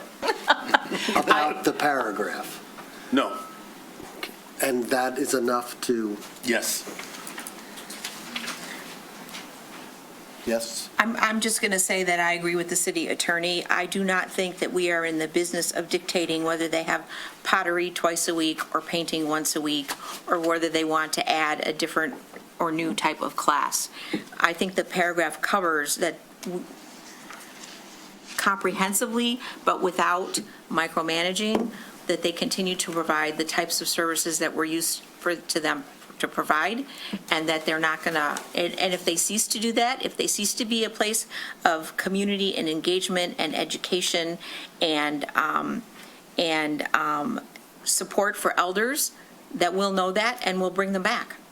But we're not in the business of telling them what classes they should be offering on what schedule. We're not. Commissioner Haig. Hold on. Go for it. Well, I don't have, I'm going to be brief. You haven't anyway. spoken yet. I'm pretty content with the language in 9. As far as the 30-year lease is concerned, I think Next has been operating for 40 years at least. I would hope that we intend to continue providing senior services for the next 30 years. And I think that you're going to need them. Yeah, exactly, right? There we go. Sorry. And we have a lot of language, as the city attorney pointed out, for, well, what do future phases of this relationship look like? And we have some sort of scaffolding for building new agreements should we come to that. So I'm prepared to support the motion as is. Okay. Commissioner Haig, you had another comment. Yeah, so to circle back on his observation, I agree we don't need this to be too prescriptive. Not, you must provide pottery 3 times a week and dance classes once a week. No, that's not it. The document he's referring to are Next bylaws, which are not prescriptive as far as what the programming is. They're only prescriptive in purpose. And the purpose is 3 paragraphs in section 3 of the Articles of Incorporation. I would have no problem appending that, because it's not that level of prescription. It's just a statement from July 2024 as to what Next's purpose is. But it doesn't demand this program and not that program. That would, to me, be sufficient to explain what the purpose is so that we don't get scope creep coming for whatever. We don't need your vote. We need his vote. But to get to the point of what he's getting ask him if that will he suggested satisfy this, and I would be perfectly happy with that because it does not go to the concern the Commission, it doesn't go to Temporary schedule. Mayor Pro Tem long had of overly prescriptive. Okay, let's just see if that's it. I tell you the truth, I don't know what that is, but but Yeah, I'm trying I'd to look at get more. this guy's vote. I guess then my question back then to Commissioner Kolb is if somehow I have 5 quick minutes to talk to the other side and I take a look at this and we make an amendment to say that this is now Exhibit C, would that get the vote of yes? Or is the 30 years gonna, you know what I'm saying? Yeah, 30 years probably torpedoes it in and of itself for me. Okay, there you go. Then there's no reason to go on. Okay. But bring your questions up. I mean, the duration is not new. Yeah. But I might also suggest that I feel like the language in 9 is kind of broad enough to include the existing, I forget how you refer to it, a mission statement or bylaws of Next, right? That seems to me to conform with the manner, form, and substance that exists at this time. Those are their bylaws right now. I feel like Section 9 kind of does lock them in already. I agree. If that was a concern. Right. We can't, well, now you'd have to, let's say we persuaded him that was true, then we still have to deal with the 30-year. Yeah. So. What about a 29? No. How about 29? Nope. I'm going to say that all the commissioners have had this lease since February 9th. If 30 years was an issue to you on February 9th, I think that it's not, to bring it up now as we have an approved lease that we've all commented on, that many of us have spent hours talking to the city manager. I did. He did. How about We February discussed 10th? February 9th, February 10th. And we discussed a lot. Right, so, yeah. And we spoke for like 50 minutes. Okay, and it's still, and the still recommendation is 30 years, which is agreed upon with their attorney, so. Yes, I think that's what we have in front of us. It offers them stabilization, but it also offers them incentive to utilize their own funds to improve the property to their fullest use without them coming to us. Right. Saying, can we get this, can we get that? And why, if it's a lesser lease, why would they, if it's only 10 years, they are not going to open up their pocketbook and spend money on our asset? And more importantly, That stays with the property. Their donors are not going to open up their pocketbook for less than 30 years. So, with this lease in place, they can now go raise funds to make improvements that they want. Excellent point. Okay, I think we know where everybody stands on this. Let's go ahead, but let's move it to a vote because we know where we're going. Trying to find a compromise here. Would language along the lines of the lease duration, and then we say that there will be specific reviews of some description, like a peer check type thing. Are there reviews at prescribed intervals within the duration so that we could have a formalized review of satisfaction of mutual conditions within the 30-year period? So we could say, 10 and then 15, 20, 25, something like that within that period, so we could have these breaks where and it won't be any of us. We won't be around. It'll be our successors or our successors' that will do this. But they have the opportunity to then say, we looked at it as well, we're satisfied, continue. But they could be defined breakpoints or checkpoints, like stage gates. So we have not discussed the interlocal agreement and the review that might afford, even though we may not be contributing, or whatever the contribution is or is not. I think we will still necessarily be part of the interlocal agreement, which already has review provisions. Yeah, that's the interlocal. That's not part of this motion, though. Separate that out, because that's not contained within the motion. I don't think we're going to get, it's a good idea, but I think the interlocal agreement already provides mechanisms, and if it doesn't, when it comes around to renewing it, we can And I think beef at this them point up. in the night, or at this point, I don't think we should be wordsmithing this or changing this. Either if you don't like it, then vote no. But I think that ship has sailed. Well, if a couple of words could change his vote, but I don't think a couple of words is going to change his vote. So we are where we are. With that, if there's no comment from the public or anyone online, I will ask, Chris Braun. It's okay. I'm surprised there's no comment. Well, thank you for all your hard work. I know this has not been easy for any of us, including Mary, most importantly, but thank you all for your hard work. The 30 years I do want to address, and I think it's very important, where we are right now, we're not able to make improvements, which is part of why we are sort of stymied in the situation we're at. If you say 10 years, it takes me 3 or 4 years, 5 years to raise enough money, say $2 million to put on addition. Why would I put $2 million into a building with 5 years left on my lease? It just wouldn't. And Commissioner Long's point, donors wouldn't either. It really handicaps us to have a shorter lease. And when you look at the Art Center with the 50-year lease, you look at the tennis bubble with quite a long lease, this isn't unusual for service organizations. It provides stability and future growth, which is good for the city, which is good for seniors. So I don't quite see the objection or what it would be based on, because it's a win-win, if you ask me. But like I said, currently with the way we are in Midvale, we can't put any money into the building that would be beneficial to Next, because we don't have stability or predictability there. So that's my point that I wanted to make. But I did want to thank all of you for your time. I know it's been arduous and not a lot of fun, but maybe the fun can start now? Maybe? Samba classes? All right. Please. Commissioner Long? Yes. Commissioner Haig? Yes. Commissioner Kozlowski? Yes. Mayor Ballard? Yes. Commissioner Kolb? No. Commissioner Host? No. Motion passes. Thank you very much.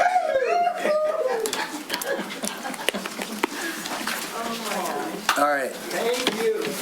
Congratulations. Well,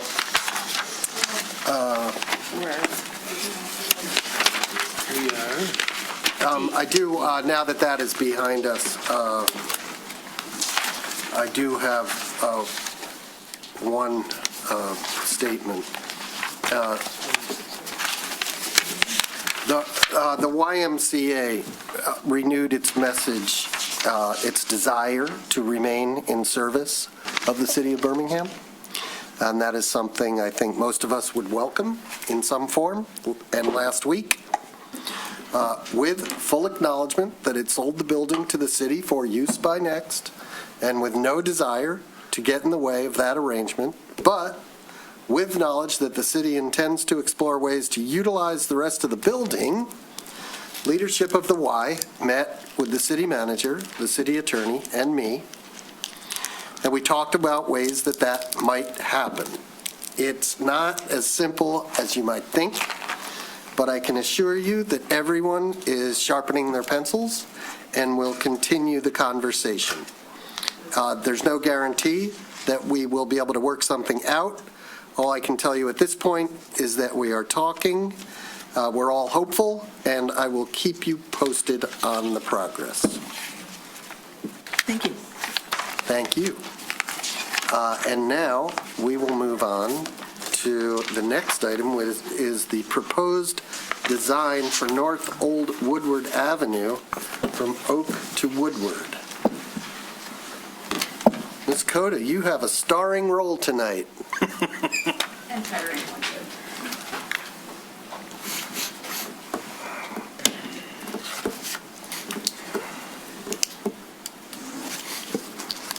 So as part of this fiscal year, we've got approximately $100,000 for design to happen for North Old Woodward from Oak to Woodward Street. So our consulting engineers are just starting preliminary design of this portion of the roadway. Normally, this would go in front of multimodal board for their review and provide recommendations to City Commission, but since multimodal board is currently not meeting, this is coming directly to City Commission itself. In the packet, probably the easiest way to go over this is was a scroll of the street. Need to apologize, when we test the new system, we thought this was going to print by 11 by 17 in your packet. Obviously, it did not. That wasn't the case. So we're learning that with that process. But with this, we're going from Oak Street to Woodward itself. And as you can see in this location along through here, there's existing parking along the west side of the roadway, some pavement markings. The parking spaces aren't delineated out there, so essentially people just start stacking itself on there. Also, what we run into is you just have pavement markings of where people can essentially park at. And with this, a lot of the locations, the lanes are a lot wider than what we typically have in other places in the downtown area. So with this, there was two options that with our engineering consultant and traffic engineering consultant to be able to look at. I'll start from the north. When you come off of Woodward Avenue itself and go on Northwood Woodward, would be essentially in this area, dedicated area for the bus stop to be able to pull over through here. Currently, it's not really designated in that location. It's kind of, I wouldn't say hit or miss, but it's not well striped, et cetera, type of a deal with the curb. So in that location, would be able to have to be able to pull off an area for the existing bus stop that's located there. And then at each of the side, essentially the entrances to these are condo units here, essentially do the pedestrian bump out to make sure we've got the parallel parking along the street. And then essentially also have the pavement markings striped out there so that way it gives people the 5 feet buffer different distance where no one can park at to be able to get in and out easily with the parallel parking itself. And then when you get to Oak Street, so all of that stays about the same, either in the first concept that's being showed or the second concept being showed. Where you see the most change at is located in right north of Oak, in front of the, and also in front of the gas station. So in this location here, you would see that people are traveling southbound through here, and then essentially your left-hand turn lane starts here and your right-hand turn lane turns here. You've got essentially what we call a shorter stacking distance. As you can see back behind here, some of this existing pavement is here.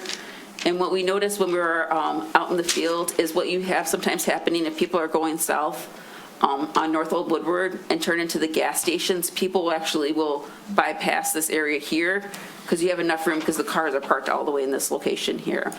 So option one essentially has it where you've got a shorter stacking distance at the intersection, and then potentially the left-hand turn lane doesn't start until this point here. In option two, everything essentially north of the gas station stayed exactly the same itself. Where you see the distance, the difference at is in north of Oak. Essentially, we've extended the right-hand turn lane taper a little bit further, but we also extended the left-hand turn lane where people who would like to turn into the gas station can turn into this location right here and be able to turn left. This distance allows about 2 or 3 vehicles to be able to stack in this location right here, but then be able to get safely around this location through here. So that's the difference between concept 1 and concept 2, and I'm available to answer any questions. I'll raise a question. Now, this has nothing to do with your improvement necessarily, but for all the years I've lived here, as I'm coming south on Woodward Avenue, for some reason intuitively, the second lane, not the far right lane, seems like the lane to be in because it's like straight. Like, do you know what I'm saying? I do. Is there any way to address that issue? So I think what's going to help with this is essentially you've got the pavement marking happening through here, and you would have the dedicated bus stop in this location right here. Right now, essentially people can park here. So this visual of having the bus stop and the concrete curb in this location right here, I think will help delineate that issue of when you're going southbound on Woodward, just because the lanes being so wide, that's causing the issue. Okay, excellent, thank you. Commissioner Haig. I wasn't going to talk about, but to your point, maybe better signage actually on Old Woodward would help with that. Well, to actually point that it is 4 lanes and then it's a P We have to the right. ability to do, it's 4 the whole way. So that's my point. It's 4 lanes, but what you're saying is it feels like you actually should not necessarily be in the far right to peel over into it. Well, we own the easement on Old Woodward further north of this, so we should be able to put it up, and I doubt if MDOT would have a problem. So I think we can do some education with signage on that one, to your point. What I was going to get at was, honestly, I'm not really so concerned about Proposal 1 versus Proposal 2. The details, I leave that up to people with better traffic management and road layout management. My big concern is the timing. To do this after Dream Cruise and expect it to be done by November will fail. I said that with Wimbledon. Wimbledon's a slurry. This will fail because we don't have any predictability over the weather. This year turned out to be an extremely harsh winter. I don't trust the weather not doing the same thing to us. So I personally don't see any reason whatsoever why we should wait for Dream Cruise before we start. We should start before that because this piece of old Woodward actually is not reserved for any car displays, demonstrations, ask the tenting, question. or anything. Can we start it before Dream Cruise? You might be able to start beforehand. That'll have to be a discussion we have with MDOT and check to make sure they're okay with it. Just because we would be detouring this area in this location and there'd be detour signs, et cetera, if we start earlier than the Dream Cruise. So it's something we could look into MDOT and ask them if we start construction. I'm just throwing out a July 15th type of a deal. We would have the road crews during Dream Cruise having detour signs of that road being closed. Does MDOT have any issues with it? So were they the ones who brought up the Dream Cruise and said, you can do this, but you have to start after Dream Cruise? So part of it is, we didn't reach out to MDOT yet. MDOT usually mentions as part of the permit applications when we're applying for projects is to make sure stuff is open nearby during Dream Cruise. I think for this one, since it's right adjacent to Woodward, we might have to reach out to MDOT to see if they're okay with that. Also, too, we do coordination with the police department because a lot of times if they're closing down closing down Woodward in the evenings, which way are they directing people on traffic? The detour is just to Oak and then right and then left, right? I mean, Right. it's not Depends like- which direction you're going. I mean, if you're going south, you're not going down there. But There's only one. it's either my feeling. Either we start before Dream Cruise, which may be crunching it too much, or we start it in the spring. Because if there's any issues, if that's shut down through winter because the concrete plants are shut, we can't pour concrete, there's an awful lot of changes that are needed here with bump outs, etc. This will end badly because if you think about the access to all the condos that are up in that area, this could be inconveniencing 1,000 people. Made a good point. I don't like the dates. That's my bottom line. The dates don't work. And with that, what I can do is put it either this week or next week, follow up to MDOT to see if we can move it up with, if there's any issues moving up earlier, and then include it as a staff report in This the is next just city the commission design. meeting. You're just This is just the design, yes. But for the schedule itself, I can follow up with MDOT and provide a staff report in a future city commission meeting. As to the design, I drove this a lot over the weekend. I think that concept 2 is preferable because I observed multiple times the turning into the gas station, even just going up and down, back and forth. And I actually used to live when I was first married off of Bloomfield Court, so I'm familiar with this area. I think that concept 1, you're giving up a lot of roadway to, Greenbelt or whatever. Concept 2, I think that the left turn lane is useful. I did note that the parking in front of the condos was heavily used even on a Sunday, and I'm wondering whether the approach lane at, where you lose all the way to there, the approach to the left of the slide, you've got 6 spots there, and right now there's probably 8, I think, or 7 spots there, and there's 8 or 9 now, as you said, not striped. Is it possible, when you're looking at the design, to make that approach maybe a little bit shorter and get one more space in there? To make this turn here shorter? No. To the left. To the left, farther down. Further towards Oak. Yeah, right there. That seems like you're starting that Right turn lane. that really far off the intersection. And I'm wondering whether you could get one more space there. That's my only comment. But generally, I prefer option 2.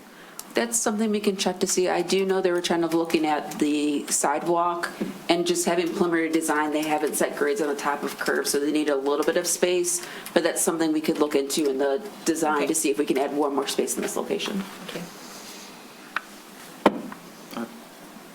Sorry, Commissioner Host was next. No, go ahead. Okay. The first thing I have is kind of a strange question, so don't put too much stock in it, but I am curious.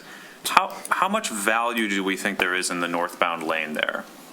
Because I feel like the northbound lane, right, basically just feeds to a turnaround that lets you go southbound on Woodward, right?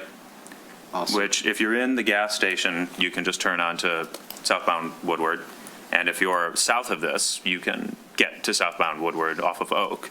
So Is this?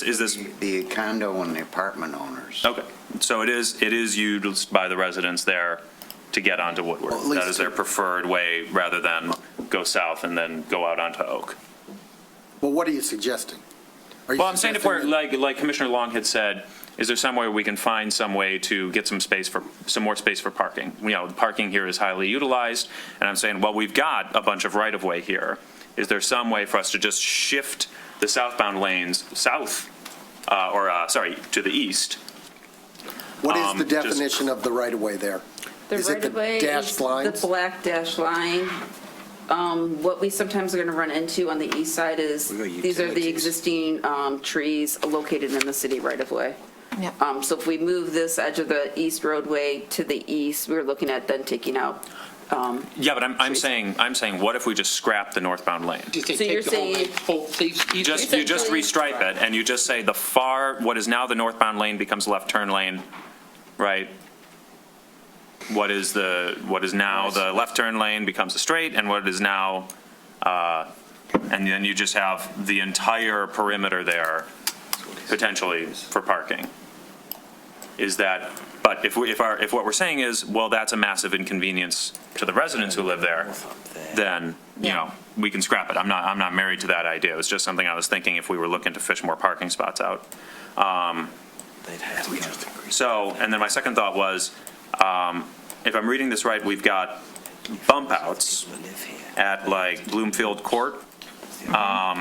But there's no like east-west crossing there, right? There's no sidewalks on the east side at all anyway, right? So the bump out isn't existing to like reduce the length of a crossing here. It protects the parking.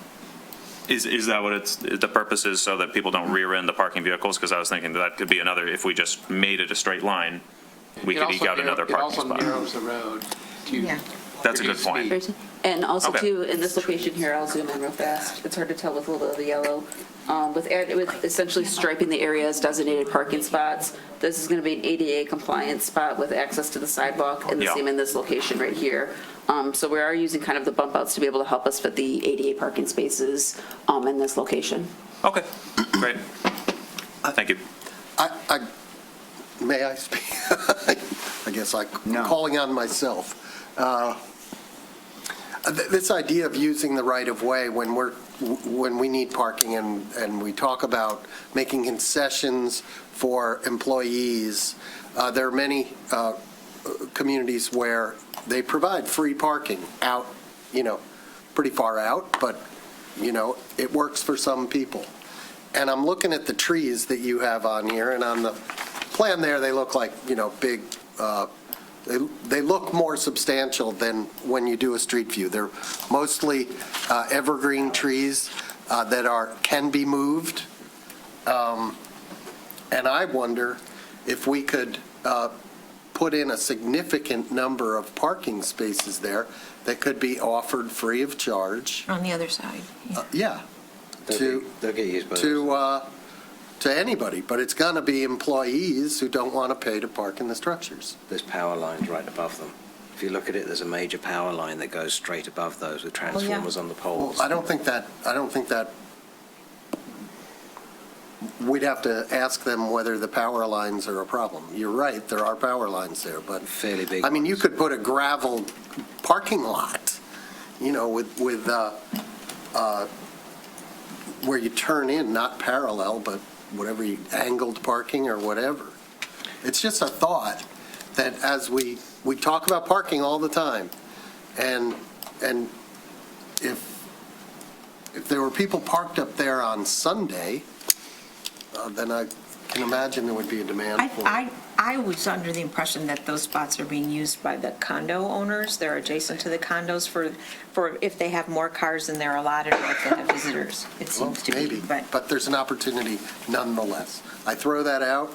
If anybody thinks it's a good idea, say so. If you think it's a bad idea, Any parking we can get, we should take. I think it's a question that Melissa could ask the Yeah, designers. I support asking the question. Okay. The only caveat I'm really looking at there, quite honestly, is that's part of the gateway to the city, because that's where there's also signage up there.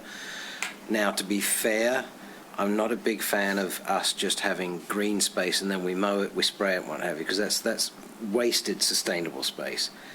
If we could hide a parking area inside trees, and it was a fully permeable gravel lot or something, but it was hidden, and it didn't affect the gateway effect of the north part of town, I'm on board with you. I just came up with the idea looking at Street View. We could probably get a dozen vehicles worth of parking squeezed in there. That would be it, though. You had something you wanted to add? No? No, other Ms. than- Coda, is that something you could look into and? Yeah, so I would have to research a little bit more. So this is the MDOT right-of-way right here. Obviously, this is city right-of-way. I would have to provide some research information to see where MDOT owns type of a deal, like how does this area work type of a deal. I think he's thinking further to the left of where you are right now. So where these existing where the trees gas are. station is? Where the Yeah. trees are. The trees and then further down to the bottom of that view. So, yeah, they're in the easement. The thing we're gonna run into, just thinking out loud right here, the existing sidewalk on the east side of the road goes to here and it stops, essentially it's goes through the approach. It's set up that way, but it dead ends right here. So if we're adding parking on this side of the roadway, we also have to fit a sidewalk in here and then try to fit the parking on this side too. It's something that can be looked at, but then we're potentially taking down I'm looking right now, extending the sidewalk along here and then find parking spot or even angle parking spots. We're probably taking down most of these trees. You're moving the trees. These are easily moved trees. These ones I think might be easily removed. Unless this is a 5-year-old Street It says View. they're 8-foot pines. Well, this is a 2017 Street View, so I think these ones. here's a 2025 Street View. They're much bigger now. Melissa. These ones right here. Being the pines, but I think these ones are essentially taller and essentially also screening, I'm looking at Street View right now, is screening the existing dumpster that's right here in front of the gas station. Unless there's a rush, you still have to check on the timing. I can check on the timing. If you guys come want to back. proceed with concept 2, I can have then our engineering consultant look at to see what possibly parking options can happen on the east side of the street and bring it back as a staff report. So that black dotted line south of that's Ghaffari Properties, is not our property. So actually some of those trees, by the looks of it, are technically on their property, not on right of way.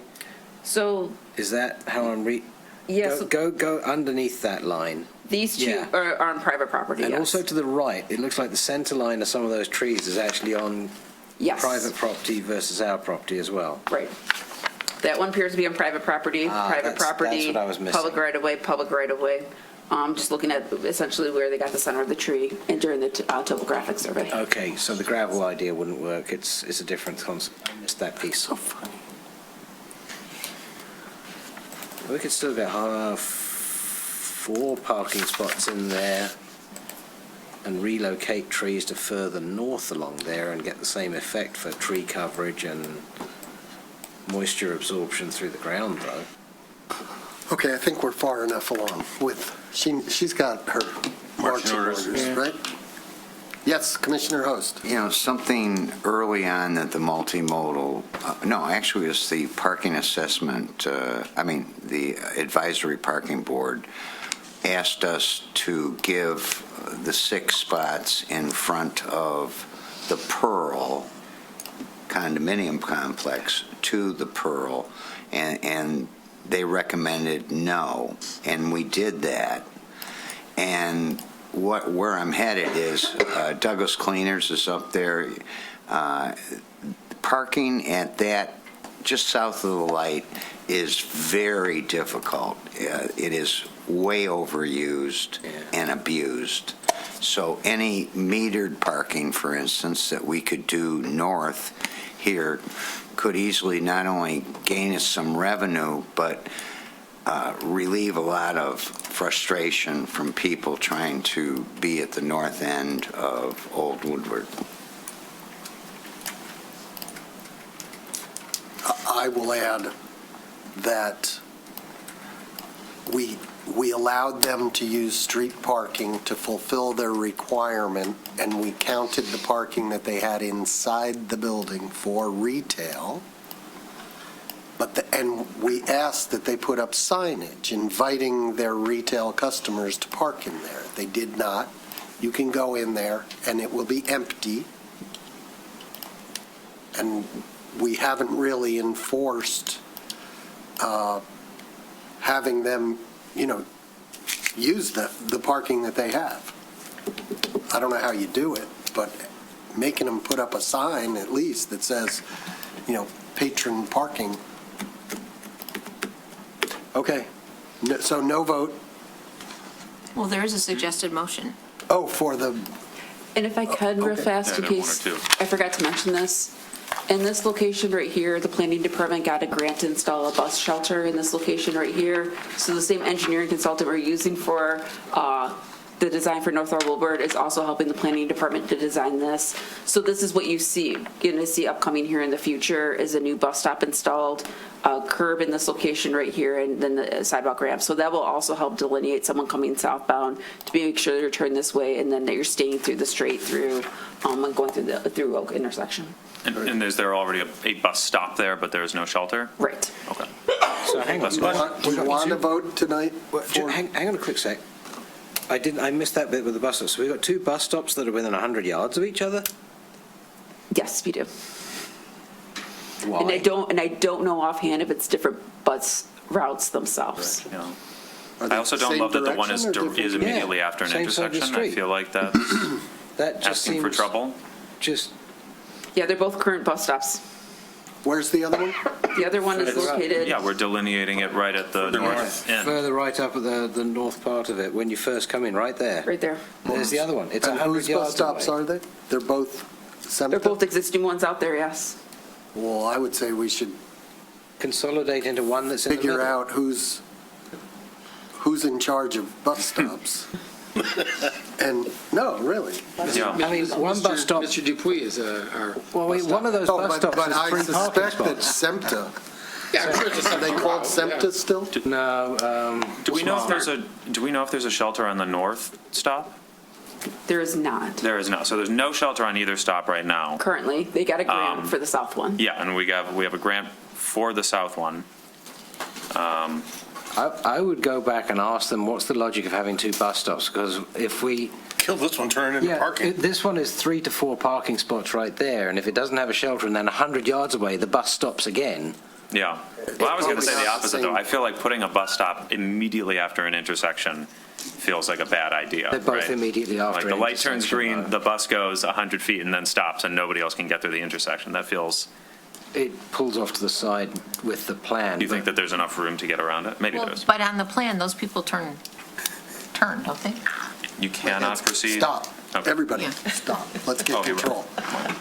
What do you need? Do you need a vote on, so we want you to look into parking, we want you to look into bus stops. Do you need a vote on which design otherwise we prefer? Yes. so that Do we way have a have- motion? Yes, please.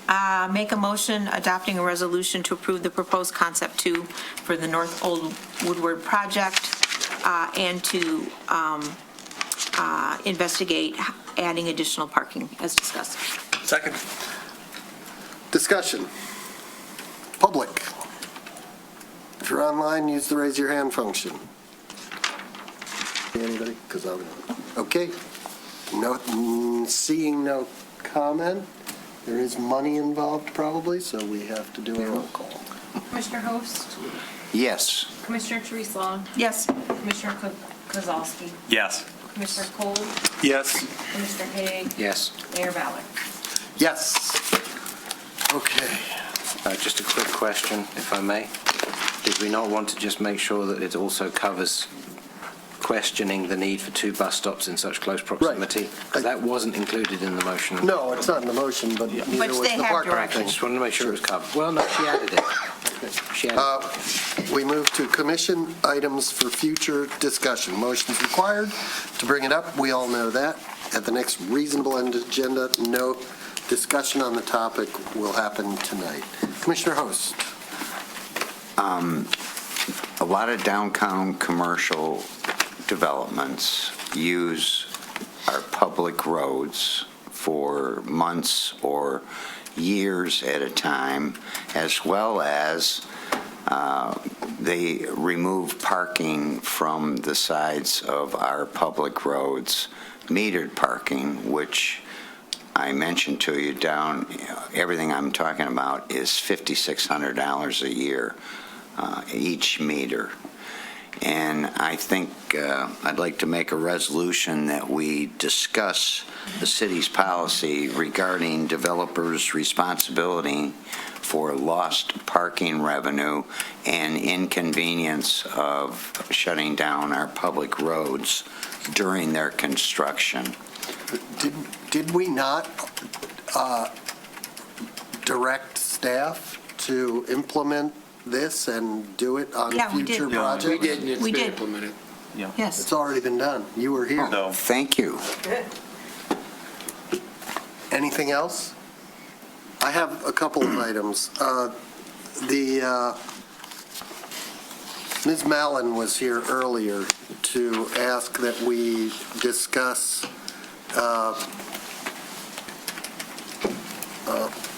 with police and the administration, what if the Department of Homeland Security comes to town? So I would like a report on that, and that's something we probably ought to discuss. So that's my motion. Second. Okay. All those in favor? Aye. Anybody opposed? Okay, we have 5-1 with Mr. Hague, Commissioner Hague. I also think that very interesting, now this may be something that we decide to tack on to the infrastructure master plan, but there were really good comments earlier about the bonds that we take from contractors and how we capture some of that money and then what we do with that money. So I was always aware of the bonds we took when they cut the road and, dug a trench and then filled it in. But the notion that we might look at the whole street and if it's even possible to determine the extent to which maybe the street has been damaged by a particular project, I don't know if that's possible, but I'd like to discuss it. And if we keep that money, what do we do with it? So that's what I would like to do. Second. Okay. Thank you. All those in favor? Aye. Aye. Okay, that one was unanimous. Next up, we have... I got one that I'd like to add. Oh, okay. Yeah, we're always happy to talk. And I know, as you said, we talk about it a lot, but parking,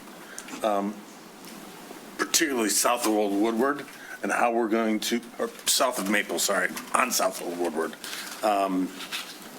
Now between the loading and unloading that's happening consistently on a day-to-day basis, maybe it's parking and traffic, because what's happening is people that don't, let's say you come from Livonia, you're in Birmingham once every other year. You're turning the left-hand lane, it's bumper to bumper between people delivering to the Daxton or wherever, and they get in the left-hand lane and they're going 20 miles an hour. They don't know that they're stopped and they're not going to move if they're not paying absolute attention. Okay, I'm going to try to boil this down to a motion, but I'm not sure what it would be. Here's what is it you want to discuss? I would love to know, based on current density, what is the number of parking spaces required in the old parking assessment district? And one of the reasons I bring it up is because I watched a planning board meeting where a developer was going to develop the building over in the southeast corner. He seemed to have an absolute guarantee surety of the number of parking spaces he required, and that the city was absolutely wrong. Now, he could be right, we could be right, I don't know. Okay, well, I'm not sure how that, this is for items that we're going to bring up. We're going to decide to ask for, eventually, for some reporting from the commission, and we're going to take action on it. I'm not sure what the initiative is that, Solving, in my view, it's solving parking constraints that exist. okay, I guess that's a motion. Second. Okay. Well, It's okay, there was a motion and a second. It sounds like a lot of information needs to be shared with Commissioner Kolb about some history from the past 5 years. That may be very important and enlightening to you. So maybe what I would suggest, I mean, there's a motion on the floor, you guys got to vote on that. But also perhaps, The only thing I can find on our site is 2018. Fine. So if there's other stuff, yeah. Are we I joined all the taking the commission. motion now? No, well, yeah, we can discuss the motion, but we can't discuss the topic. So the motion, to me, That's what I'm going to ask about, is I'm trying to figure out what exactly well, we we're trying to we do. can't change the motion. No, we can't change it, but I'm, But to me, it's vague. It's too broad. It's not focused enough. No. And And there's no outcome that creates parking from the motion, so. Maybe if I got my interpretation of what the question maybe would help. And again, it's my interpretation. Yeah, it's on the motion, sure. The way I heard it, and please correct me if I'm wrong, and this is the way I view it.